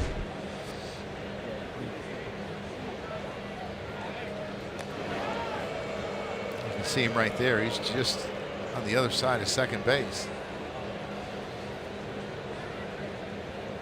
If I'm a lefty that doesn't hit lefties, I would try to bunt it here, even though there's 2 strikes. I know he's got a ton of power.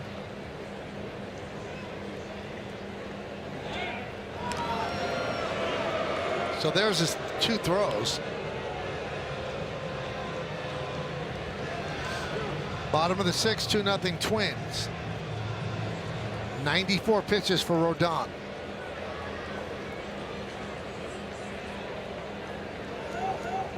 Swing and a miss. The throw to second. Not in time. Jazz running off the field, but the umpire clearly signals safe. I didn't think he had a prayer with the jump that he got. And he makes a strong, I mean, he has got arm strength.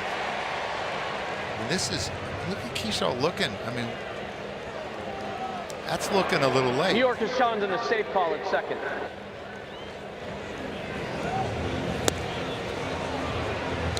I don't understand why he peaked there. That slowed him down a little bit. And I talk about peaking when, you've taken 3 or 4 steps, but not that late when you're going to slide.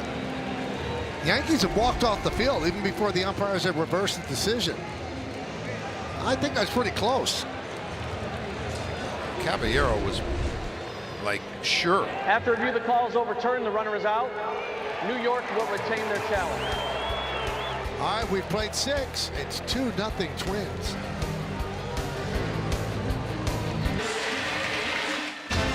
It is time to name that Yankee, brought to you by Prevagen, made for your brain.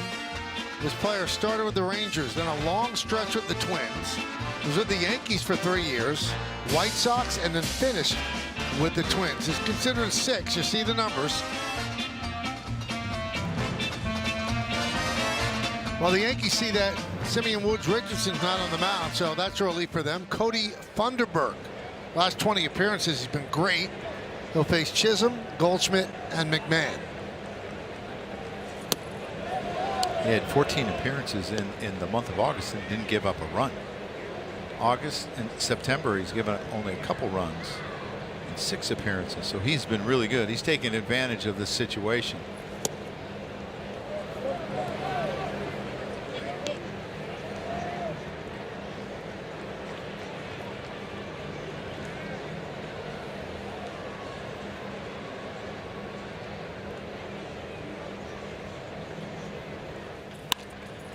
ground ball.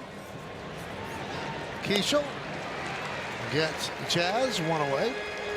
So who puts the number on Name That Yankee? It's a good question. I think it's an army of people. It's a committee. I'd have everyone about a 9 or a 10. So you don't know this one? Not right now. There's Paul Goldschmidt, 361 hitter against lefties this year. 243 against righties. There's a strike. Now this is the kind of information I think you like, Joe. Cody Funderburk is only the second Cody in Major League history spelled with a K. And his teammate Cody Clemens is the other. Wow. Yep. But I think that Roger named all of his sons with a K, yes. for strikeout. Maybe their parents had an intuition that he was going to be a pitcher in the big leagues. And Cody Clemens the other day had a 3-home run day for the Twins. 14 bases, total bases. Toronto's tied it up in the 8th, 1-1 with Tampa Bay.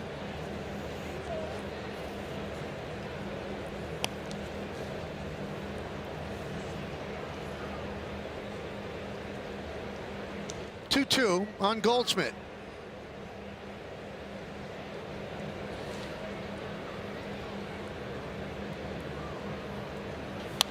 Goldschmidt's playing time has really been curtailed by how good Ben Rice has been, because Goldschmidt would play against right-handers as well.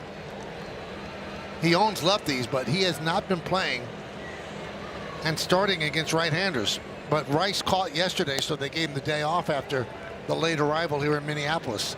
And I think Ben Rice had played 6 days in a row was the other thing. And yeah, it's the emergence of Ben Rice. I mean, he's top 10 in so many offensive categories when it comes to like analytics, how hard the ball's hit. Grabbed there by Julian at first.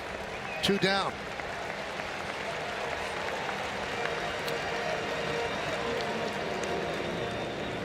His hard hit rate is like 5th, right behind Aaron Judge. Travis Adams was up earlier. He's up again. But this is a lane situation. They saw the 2 lefties here out of the 3, and they said, let's bring in Funderburk. Here's McMahon 0 for 2. And a strike from the 28-year-old lefty.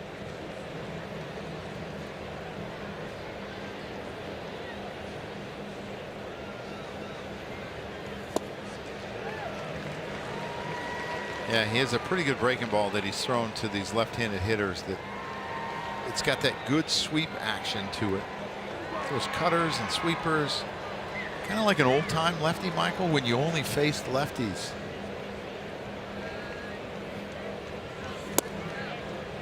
One and 2 on McMahon. McMahon reached on a fielder's choice, stole a bag, and then struck out in the 5th. 7th inning, 2-0 Twins.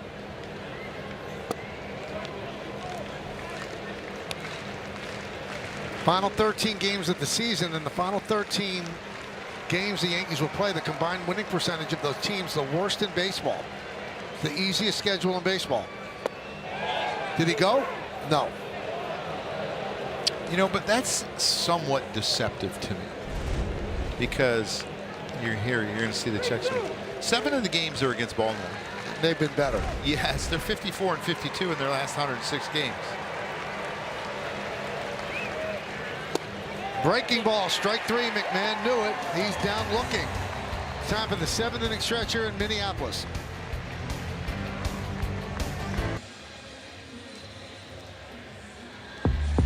Thank you, gentlemen. 2-5-0 for the Twins, 0-2-0 for the Yankees. Simeon Woods Richardson might be the game of his major league career. Brooks Lee with a home run. Carlos Rodón pitched well, but Woods Richardson a little bit better, and Caballero had a double. Yankees have just 2 hits. Yeah, the 8th straight game. Oh, look at that little guy, that little Yankee fan. 8th straight game where he's given up 2 runs or less. And the last game he lost. And this game, the Yankees don't score a few runs here. Might be their 2nd loss in those 8 games. So Luke Weaver takes over.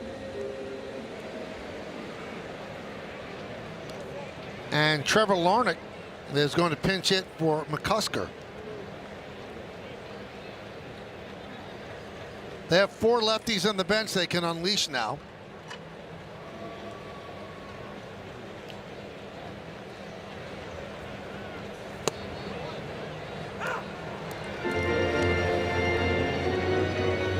Pitched on Saturday, and Boston pitched very well. Big spot in the game, too. Came in with the bases loaded, correct, and struck out 2, or a couple guys I think on. there were 2 on.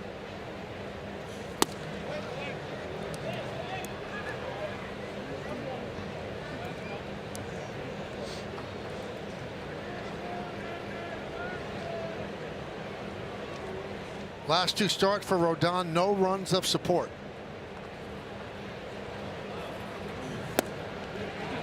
One and 2.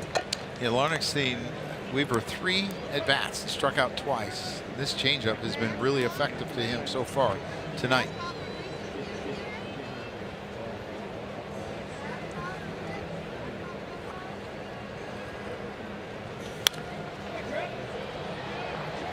You know, with Baldelli going to his lefties against Weaver, you're kind of playing into the Yankees' hands, because Weaver is better against lefties than he is against righties. Yeah, but sometimes as a manager, you feel like the left-handed hitter's better than the right-handed hitter. So I'm going to take my chances. He's got more power, I think, than McCusker.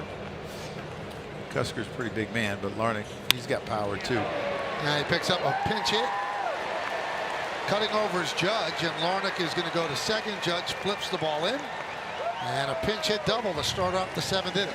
Yeah, really good job of pulling his hands in, and he still gets jammed a little bit, but he's strong enough to get it down the right field line, and he ends up with a double. I mean, this ball's in off the plate. It's a good pitch.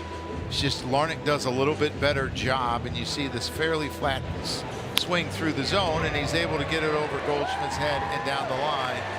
The outfield plays pretty big out there, and he ends up with a double.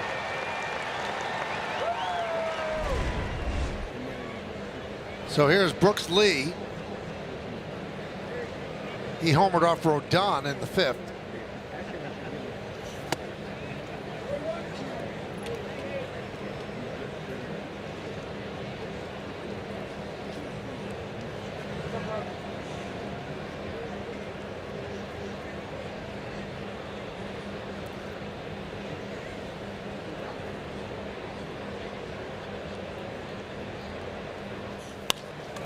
Drill to right field. That is going to be in there for a base hit. Scoring easily is Larnach.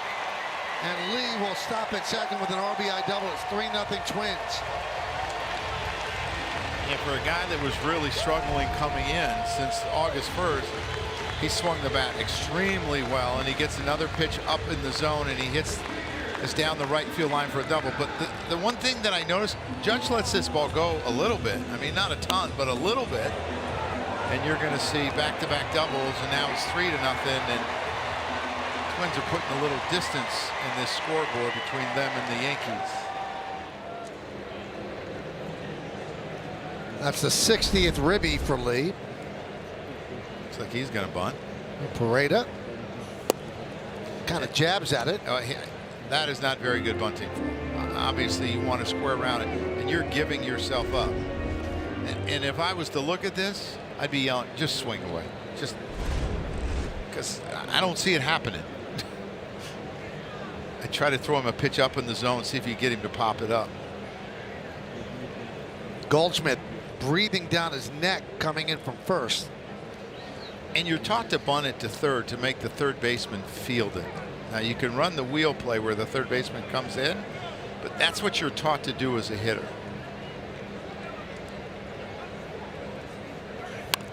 That one is bunted back to Weaver. He bobbles, takes the out of first. He had the out of third if he fielded it cleanly. So the sacrifice successful, 1-4.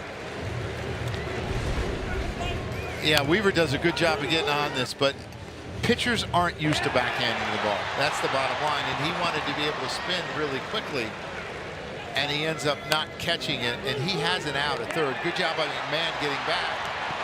He did a good job of killing it and not bunting to Goldschmidt, because you're right, Michael, Goldschmidt was right down his throat. Now you got to bring the infield in and cut this run off. There's Julian at the plate. And he's a high ground ball percentage. He hits the ball on the ground 50% of the time.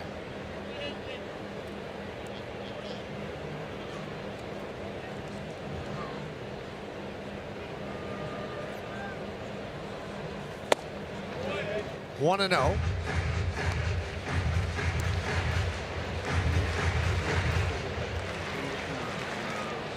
Three 0 Twins. First game of this 3-game set.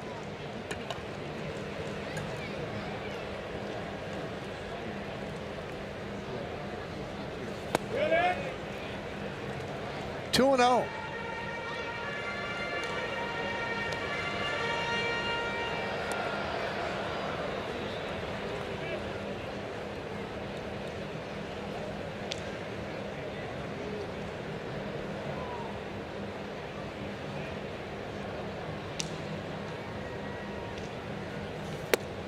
Way outside, 3 and 0. And Buxton's on deck.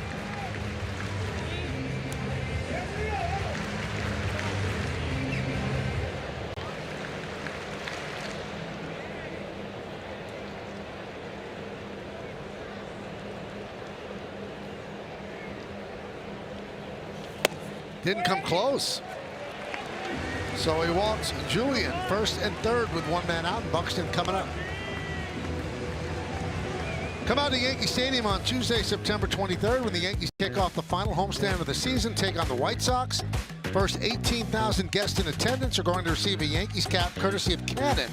Tickets going fast, so get yours today at Yankees.com.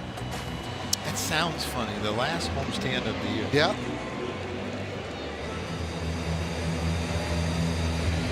Yeah, he hasn't had really good command of his fastball tonight. His changeup has not been bad. Again, you're facing a guy with a lot of power that has the ability to get the ball in the air. And he's a guy that's strong enough to where he can get jammed and still hit it far enough for a sac fly.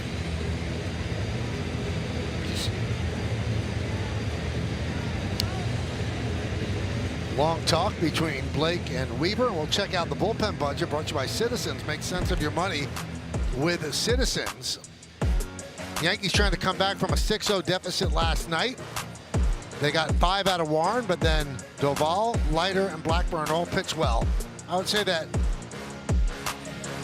I don't know if they want to go 3 out of 4 with Bednar, but we'll see. I guess the moment will dictate. Yeah, I thought the Yankees bullpen threw really well in Boston. They threw 9 innings and gave up 2 runs to a pretty good offense. Top 5 offense in baseball. We're hoping that some guys got some stuff ironed out.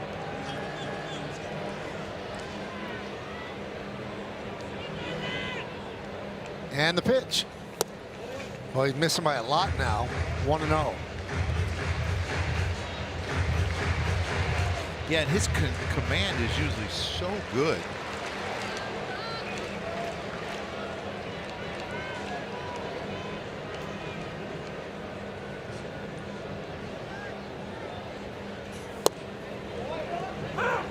Oh, we got a strike call on that one. 1 and 1.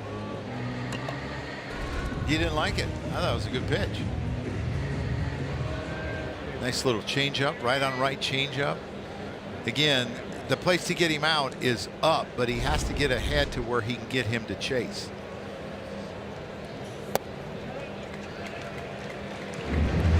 Two and 1. Buxton 1 for 3 tonight. Austin Martin is on deck.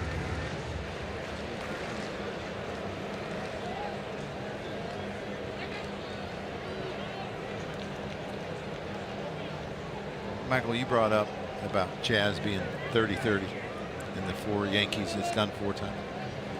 He's 30-20, and only him and Kirby Puckett have done that. They haven't had a 30-30 guy, and I don't think if he wanted to, 30 wouldn't be out of the question for him stealing bases. Yeah, they just try to keep him healthy. Yes. He's 22 out of 22 stealing bases. And he's 28 for his last 28 if you go back to last year.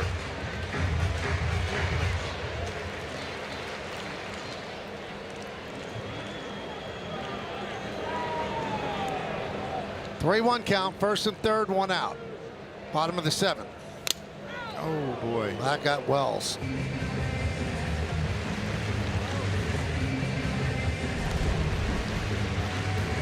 97 fouled straight back. Minnesota Twins catcher has been on the IL for over a week now with a concussion. Ryan Jeffers.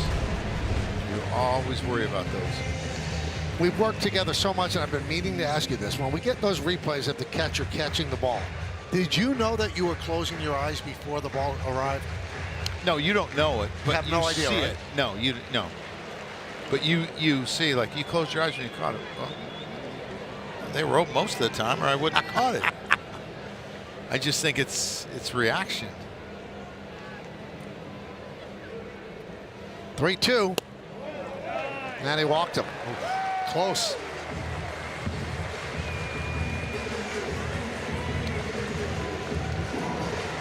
Well, what do you do if you're Boone? He's struggling. You've got Doval up. Looks like he's going to stay with Weaver. And the thing is, if he gives up a hit here, do you want to bring in Doval? Because you may not have Weaver tomorrow.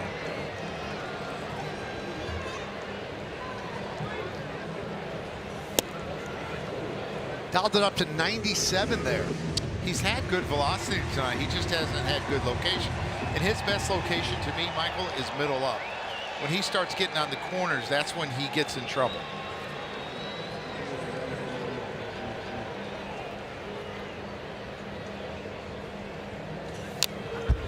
Quickly up 0-2. So do you go 3 fastballs in a row? You try to... I'm going higher and high. I'm going higher than I did the first 2, Michael, to see if I can get him to chase. I mean, again, he's not a guy that chases a lot. Only 16%. Major league average is 28. Doesn't strike out a lot, but you got to go for it in this situation. You got a couple chances.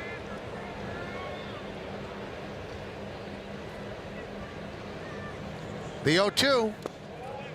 One with the change. 1 and 2. You know, I like it. You know, I said I would have went up one more time, but he went down. I think he's thinking that I want to get him out up, but let me show him something down. And might be willing to do it again, to go after him 2-2 with a fastball up. I'll tell you what, there's so much thinking that goes on when you're in these type of games trying to call pitches.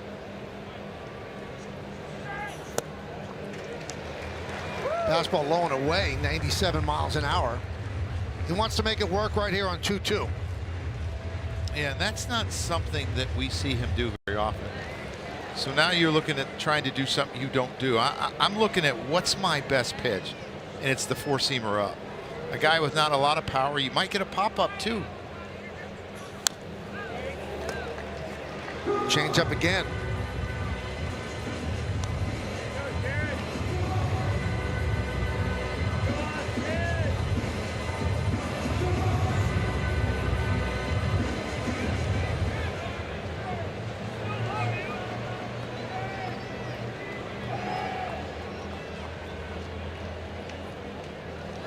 Bases loaded, 1 out.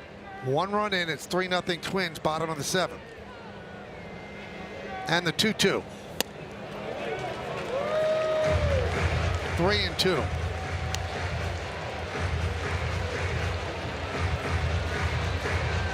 Changeups have been good to Martin, but again, I feel like his best pitch is that fastball up middle.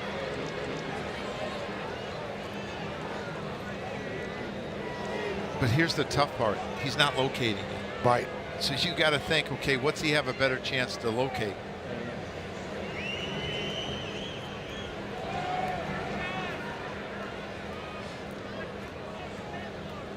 And the 3-2. Ripped inside third. Down the left field line. Kicks off the sidewall. 1 run scores. 2-run score. Here comes Buxton. He'll score. It's a bases clearing double for Morton. And it is 6-0 Minnesota. Michael, he had 2 RBIs so far this year, up until that point. And now he has more than doubled his RBI with a fastball down in the zone. He worked the count to 3-2 and hits it down the line past McMahon. And Buxton, you can see why he doesn't get caught stealing very often, because he is flying. And Cody does a good job of getting to this ball.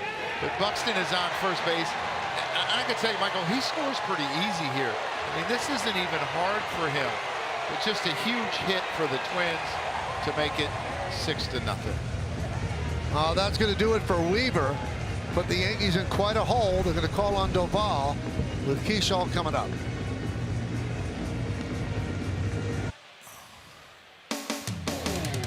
Yankees Baseball on Yes is brought to you in part by your local Tri-State Genesis retailers. Learn more at genesis.com. By Bigelow, the official hot tea of the New York Yankees. And by Optimum Fiber. Get Optimum, the fastest fiber internet. Don't take slow for an answer. Roberto Clemente Day around Major League Baseball. As the Yankees bring in Camilo Doval. Hasn't been great with the Yankees. 17 games, 6.14 ERA. You know, Michael, he stepped off and they did not restart the clock. And we know he's had some clock issues. And a strike. And this is where you have to be careful. You have to be careful middle into this kid. We saw that Carlos stayed away from him. It's the ball that he hits down the left field line for a lot of his doubles if you don't get it all the way in.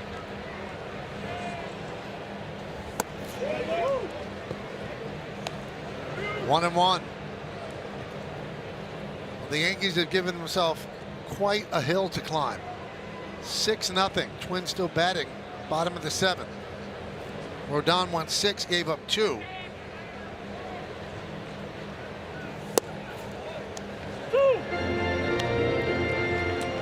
He had a good outing yesterday.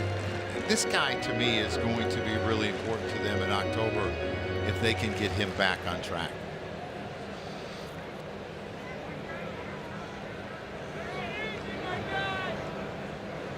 Runner goes. The ball gets away. Sliding into third is Martin. And scrambling after it as well. So Martin with a stolen base. Yeah, not paying attention to the base runner. And Martin has really good speed and he's able to steal third easily. 4 stolen bases tonight for them. And 1 caught stealing. Infield now in. You also have to be careful with a runner on third and Doval. He does balk. We've seen it.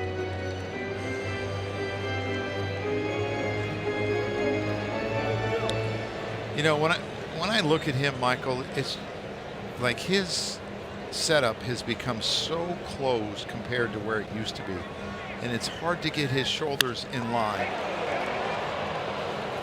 with coming straight to home plate because he turns more and then he has to turn back, where if your shoulder is your left shoulder is straight towards home plate and you pick it up and go, you know that you're going straight.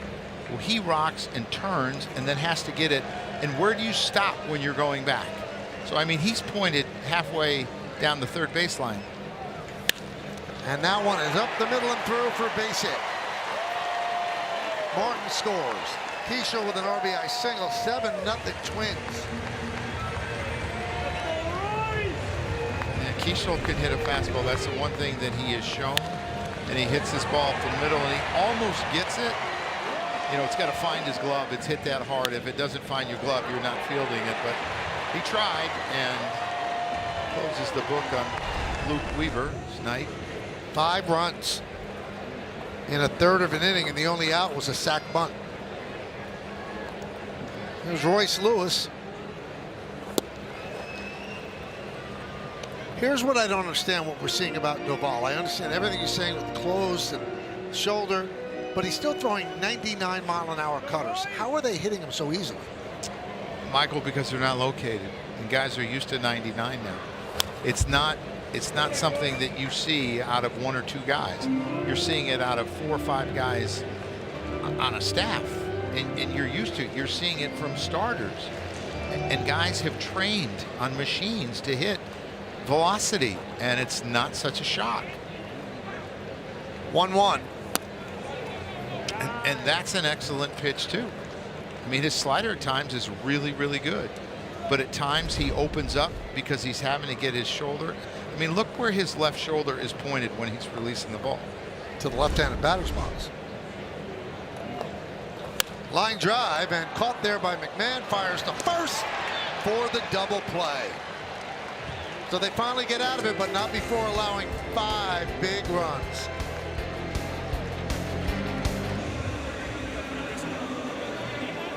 Well, tonight on Yes, Don't Miss, an all-new edition of Sportico Sports Business presented by Genius Sports. And see an exclusive interview with Cleveland Browns owner Jimmy Haslam, plus NASCAR driver Bubba Wallace. That's tonight after the postgame on Yes and the Gotham Sports app. I perked up a little bit for the NASCAR, and I'm sure Gene Monahan did too. So you're a big NASCAR fan? Oh, yeah. Gino got me into it. Longtime trainer for the Yankees. Michael, I don't bet. Right. I don't place bets on things. I don't get involved in like the basketball pools. None of that. Right. But Gino somehow got me hooked on The NASCAR pool? and there were 4 teams within the clubhouse that we would do. And Gino would give a trophy at the end of the year. He kept the points the whole time. Fantastic. It's Ben Rice pinch hitting for Caballero. And the pitch is outside. Travis Adams, the new Twins pitcher.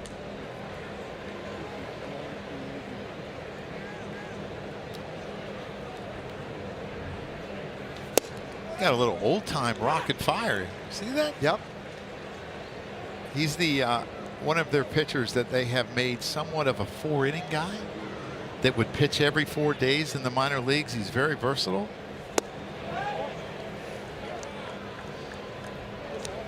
Made his major league debut on July 5th. He's 25 years old.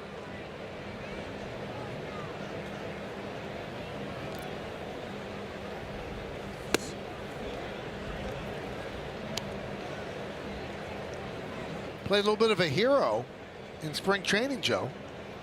In Fort Myers, he helped save an elderly man. House across the street from him was on fire, and Travis knocked down a piece of fencing, propped the back door open, and Travis and some fellow rescuers were able to pull him out. It's a pretty neat story. Yep.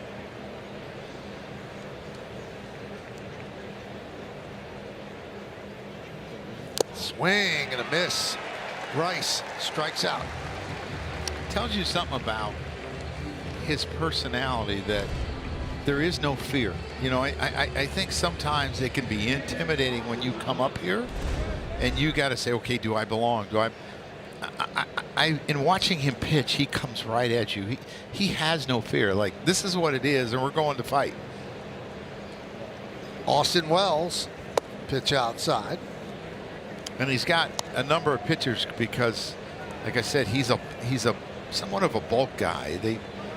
He's made some starts, but they didn't start him in the minor leagues. 4 innings every 4 days. What's the wisdom of that, though?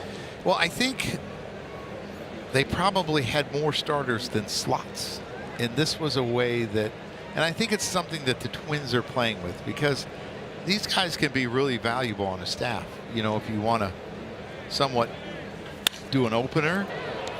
Right to Lee. Sometimes guys get knocked out early and you can keep them in a game. It just, he gives you so much versatility.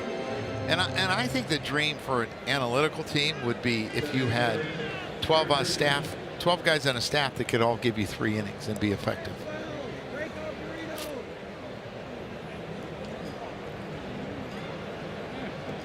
So that would be like your 5th starter, just picks those 3 guys, 3 innings a game? Yeah, and then they could come back on the 5th day. Right. The guys that threw the first day. But if you do that, aren't you taking 3 guys out of your bullpen for 3 days? Yes, sir. But you're okay with that?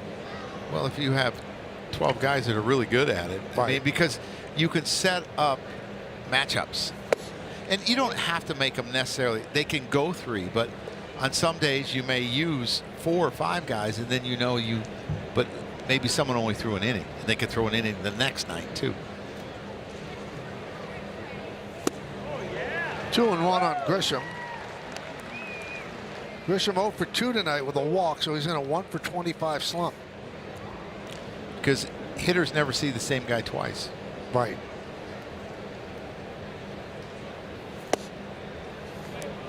Three and 1 on Trent Grisham.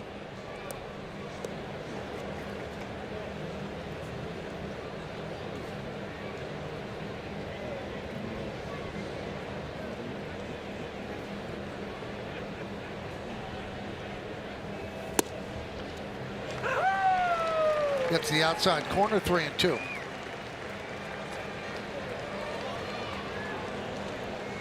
Grisham talking things over with Barber. Judge on deck. 7-0 Twins, top of the 8th.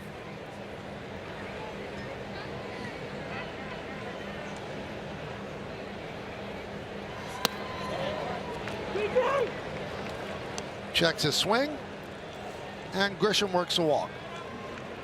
And that'll bring up Aaron Judge. And congratulations to Aaron on being named the Montefiore Einstein Player of the Week. 450, 5 home runs, 5 ribbies, an OPS of 1.760.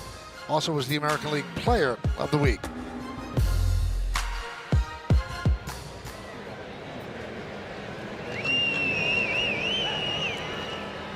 Runner goes, no one was holding, so Grisham will take second.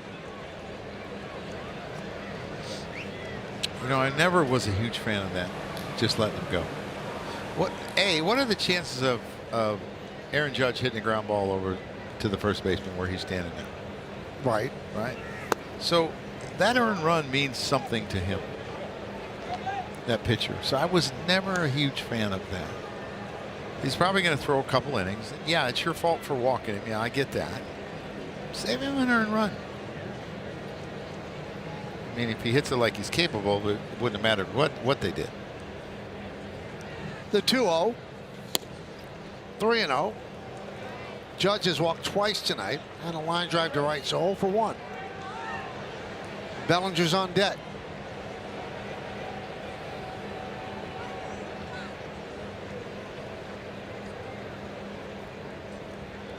And the 3-0. Ball 4. So 2 straight 2-out walks. Well, tomorrow, and yes, the Yankees and the Twins play Game 2 here at Target Field. Coverage begins at 6:30 without a batting practice in the pregame, with first pitch scheduled for shortly after 7:30 on Yes and the Gotham Sports app. And tomorrow's probables, Cam Schlittler will get the start for the Yankees and Zebby Matthews for the Twins. Our coverage begins at 6:30 right here on Yes. I bet Cam can't wait to get back out there after his last start. And I can't tell you I know a lot of Zebbies. I don't think I know one other than Zebby Matthews. We saw him in New York. Yeah, they hit him pretty good. Pete Mackey, the pitching coach.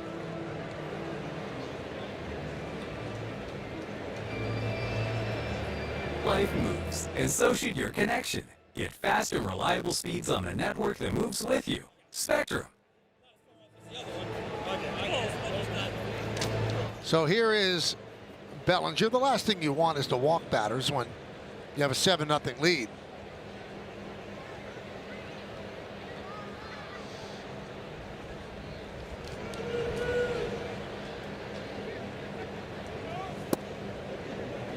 And a strike.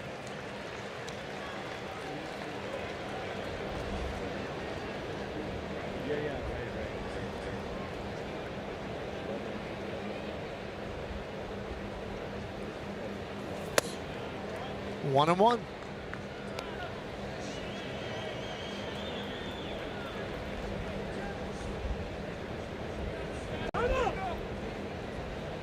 Time called. Cody's one of the few guys that calls his timeouts at different times during an at-bat, not always with 2 strikes. More than any hitter I've seen. 1 and 2. Yeah, Judge always does it with 2 strikes. Yeah, most hitters do. I think Trent does it a lot of times with 2 strikes. Cody will do it any time.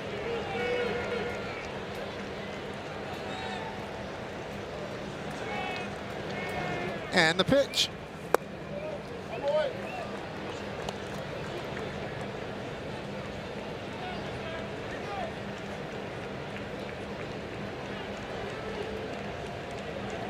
Grisham at second, Judge at first. Rip foul.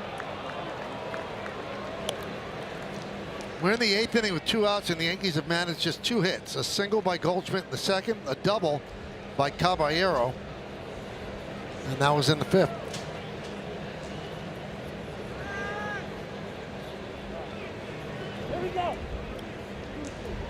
They've worked 5 walks, though.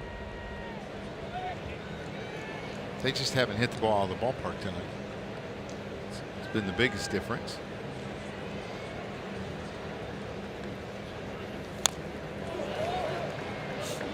It's also amazing to me that Cody can take a fastball on the white line, hit it, pull it, and hit it foul hard, and then had the ability to foul off a changeup. You would think that he would be so far ahead of that changeup.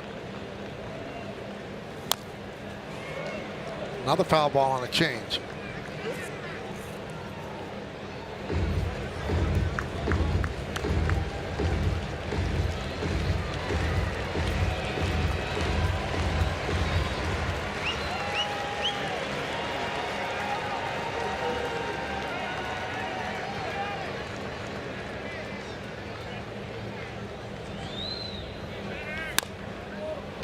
Long at bat for Bellinger. He had a bat like this on Saturday against the Red Sox. Then hit a ball up against the wall, the Green Monster. Off of Chapman. Yep.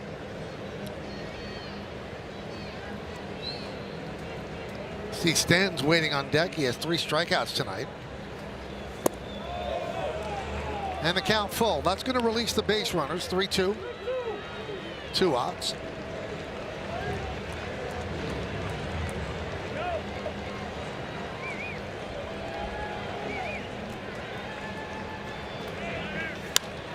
Served to left field. Long run from Martin toward the line. Did he make the play? Looks like he has the ball in his glove. Yes, he did.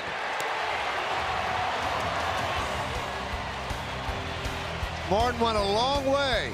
Ball and wall arrive at the same time, and he makes a catch and holds on to end the inning.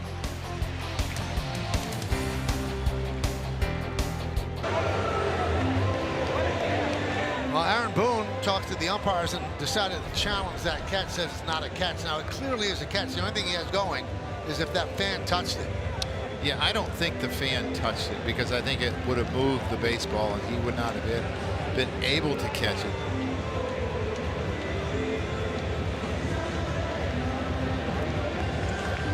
It's hard to tell. The fan's hand is not there in the frame. And it didn't seem like it directed differently. Right here is the best look. I don't know, Joe. You think it hit his finger? I don't, because I think you would have saw him shake his hand. Now, if he's a Yankee fan, he wants to say he did hit it. Yes. Wow. You can't tell if it moved the finger. No. I think this call is standing. Here might be the best one we say. Yeah, well. It's hard to tell if he's going to squeeze his hand or it actually hits it. I don't think this will be overturned. There it kind of looks like maybe it hits his index finger. Right. But I don't know how you overturn this one.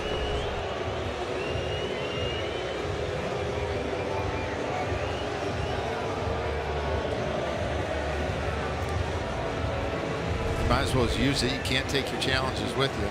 Blown up a little. Yeah, it definitely moves his fingers a little bit. Then it would not be a catch.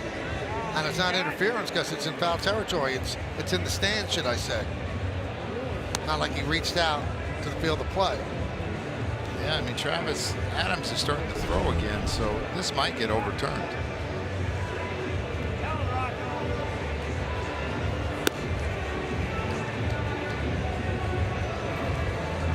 Adams and the catcher, the only 2 Twins out on the field.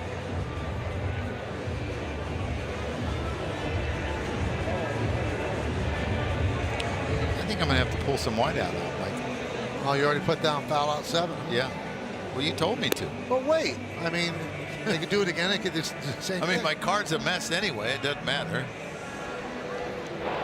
After review, catch. Well, now the guy wants interference. I don't know if the guy knows what he wants. I know what the Yankees wanted. They didn't get it.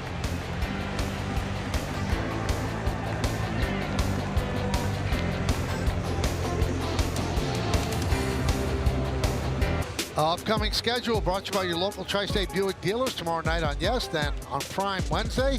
Then a 4-game set begins in Baltimore. First game on Thursday will be on Fox, then the next 3 on Yes. Monday, final off day of the regular season.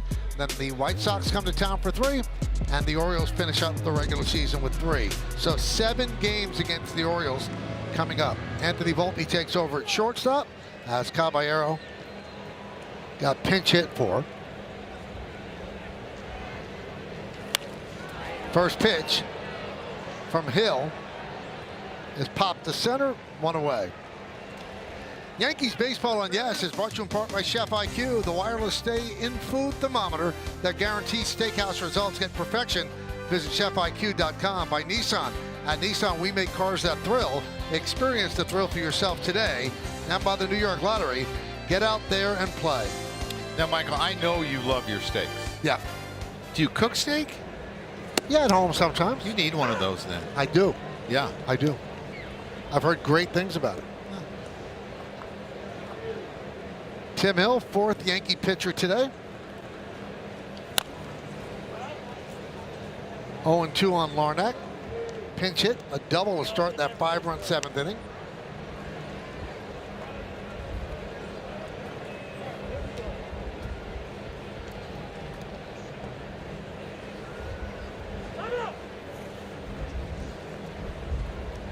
Sean Barber's in good voice tonight. Oh, that was loud, wasn't it? Toronto is taking a 2-1 lead over Tampa Bay, middle of the 11th. Yankees start the day 4 games back of Toronto for first place. And as the games wind down after tonight, Joe, there's 12 remaining. If you're 5 back, in essence, you're 6 back because they hold the tiebreaker. Your chances of winning these, not very good. Well, you got to figure that Toronto's going to win half their games. Right. You can't lose another game, basically. And that's the hard part. Strike 3, Larnach down looking. And that'll bring up Brooks Lee, and we take a look at the exit velocity presented by Spectrum. This is on his 5th inning home run against Rodón.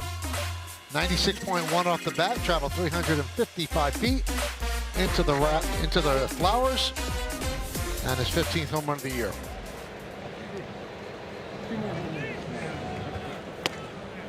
So Lee has been struggling in a big way since July, hitting 186 coming in, but he has a home run and a double tonight.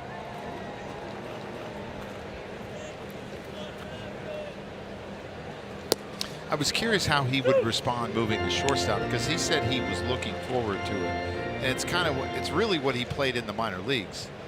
But, and I'm not saying it's affected him offensively, and that makes me worry about Wells if he got a little concussion from that he came out, because they didn't pinch hit for Wells. No, they pinch hit for Caballero. Yeah.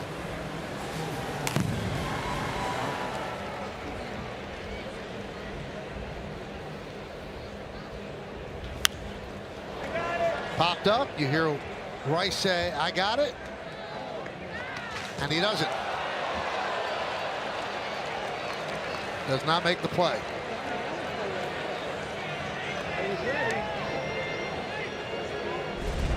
Yeah, the wind just kept taking this ball away from him, and you can see that he was not camped underneath it and then had to contend with the wall. He finds it, and he's doing a really good job, but you're going to see the wind take it down the third baseline, and that's when it gets away from him.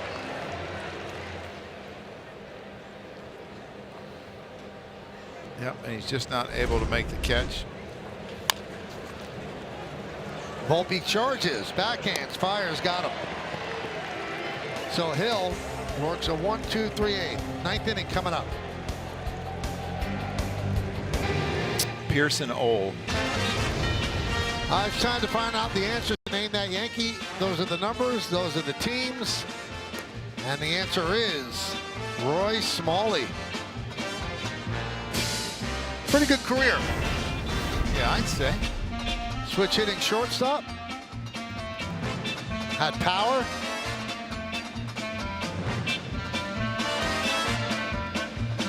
Could make the plays. Pretty good arm. And then with the Yankees. Did you see the pitcher's reaction? He was not happy. First overall pick by Texas, 74 with the Yankees, 261, 45 homers, 155 ribbies, and traded to the White Sox for Doug Drabek and Kevin Hickey. I have a good Doug Drabek story. All right. So I'm with the Cubs, and Steve Buechele gets traded over to the Cubs to play third base, and we're facing Doug Drabek about a week later. And I said, Steve, what's Doug got? He goes, don't worry, you can't hit him anyway. I'm like, really? Yeah. So that's Jack Morris on the mound. Watch his arms go up. Oh no. And Doug Drabek started every game off with a curveball. Okay. Yeah, and it was just like, and no one ever like just sat on it and swung at it. I guess Jack wasn't supposed to give up a home run to Roy. Well, was he right? Did you have a chance against Drabek? No, not really. But it wasn't. I mean, it just crushed my confidence, Michael. Any confidence I had going into the game. Not good. You're No. right. It's not good.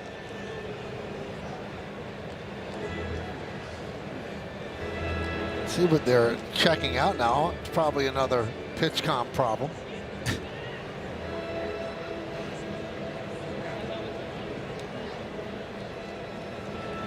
So what do you think the percentage of pitch comp problems are really pitch comp problems? Oh, I mean, that's tough to answer it because you're asking me how many people you think do gamesmanship or are lying. I think it's gamesmanship. I'd say 20% are fake. Fake. What's your number? I had 80% being Fake? No. Oh, real? Yeah. Okay. Yeah, same. I think sometimes pitchers just need a little more rest. They want to slow the situation down, and I got to tell you, I can't blame them. It's just mind-boggling to me, though, that before a pitcher goes on the mound, it's not tested. I don't get it. I think they're in the charging station, and you hand it to him as he's going in. And you would think that when it's handed to him, it's working. You would think. But then there's also an abundance of sweat. Maybe it shorts it out. Well, there's a long run from the bullpen, too.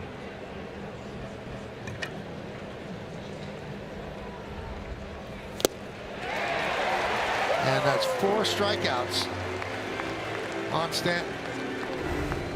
Allstate Good Hands replay. Roberto Clemente, look at this catch. It kind of looked like McMahon, looked like he got a little strawberry. And, man, could he cover some ground at Old Wrigley Field? Uh-oh. That was an interesting route, but he had the speed to make up for it and run that ball down at Old Memorial Stadium. 71 World Series. Wow. Jazz takes a ball. So Stanton, with his 0 for 4 tonight, has 23 strikeouts in his last 43 plate appearances. So he's over 50%.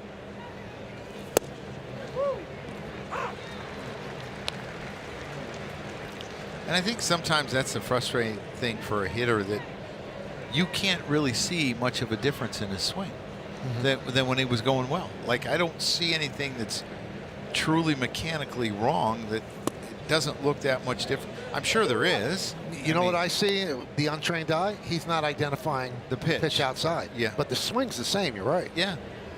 And that's when he runs into the problem, when he flails that outside pitch. And I would say most of us do.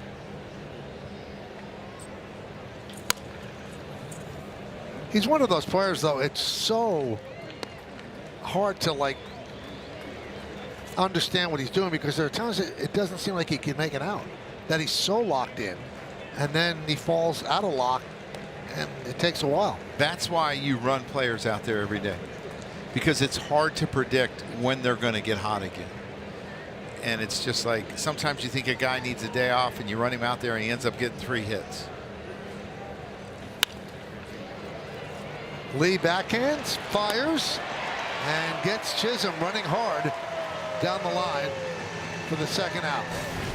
Well, fans, stay tuned after the final out for tonight's W.B. Mason Yankees postgame as Bob Lorenz, Jack Curry, and Adam Ottavino will have highlights and analysis. Meredith Marakovitz gets player interviews in the clubhouse. We'll hear from Aaron Boone on the manager's report. That's call coming up next on Yes and the Gotham Sports app. It's official. The Blue Jays have beaten the Rays 2-1. So the Yankees are in danger. They're 1 out away from falling 5 games back. So here's Ole against Goldschmidt. And a strike. And also with the Red Sox watching this, they will now pull to within 1 in the loss column of the Yankees. And remember, they have the tiebreaker as well. Red Sox have the Athletics coming to town next. I know they have games with Toronto left.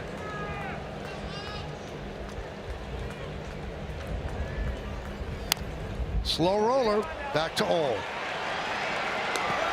And the Yankees lose this one 7-0 and manage just 2 hits against 4 Twins pitchers. So after the gauntlet, they start off what on paper should be the easy part of the schedule, and they lose to the Twins in the first game of a 3-game set. I think that's what you have to guard against so many times as a player or as a manager. Like, you worry about your team being somewhat flat after a long flight, a late night last night, and then you just came off a gauntlet and you're facing the Minnesota Twins where I mean, there's not a lot of noise in the ballpark like there was at Fenway, and it's just, you try to guard against it, but sometimes it's really hard. And you saw that wild card slate that we just put up. Nothing is assured yet. There are people breathing down everybody's neck. So the Yankees now, for the first wild card, they have the Red Sox just 1 game behind in the loss column. When we come back, we'll give out an award. Then it's the post game after that. Twins 7, Yankees nothing. First game of this 3-game set.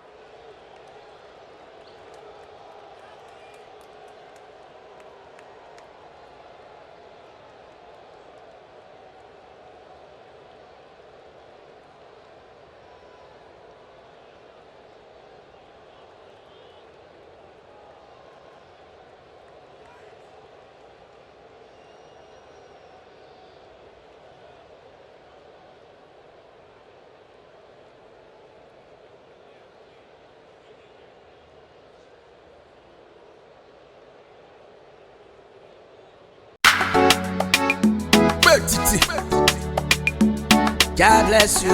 I'm up on this one again. No. Double pro. I met this girl last December. Her name na Monica. She sent me her picture from Twitter. She dey always wear short nika tie. Monica too fine, no, but Monica too like money. I spend money for Monica. She still the follow. She still the waka waka. See Monica with trendy boy. I see Monica with the GoPro. I see Monica with the more healer. Cheesy, now waiting this up. God forbid Monica. Monica no be wife material. Too much money for Monica. I buy many things for Monica. Yeah. School fees for your brother. Christmas clothes for your sister. Plenty wrapper for your mother. I buy your father Okada tie. She still the waka waka. She still the follow. God forbid Monica. Monica no be wife material. If you get money, Monica go stay with you. If you not go get money, Monica fit stay with you. Monica, follow. If you get big things, she swallow. If you don't get, borrow. Monica don't dey for Kalika, fi shame you. If you today no be the same you, why can't they love the same you? Monica wake I see for Facebook. Monica go far away. Monica dey with that day. Trust me I go away. When tell me I like it. Just you can't spend money. Monica want come party. If you no come concert, Monica no be Dundee, she like Dundees. Come to my place, she go run, come.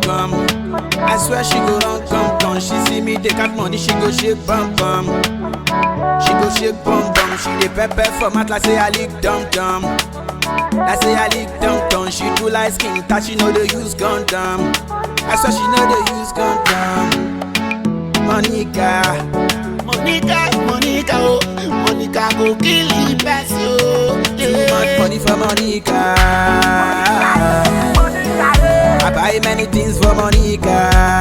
Yeah. School fees for your brother. Christmas clothes for your sister. Plenty wrapper for your mother. I buy your father Okada tie. She still the waka.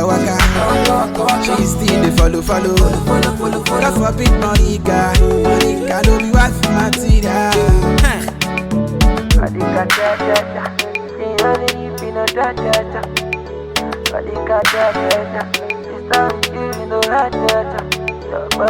It's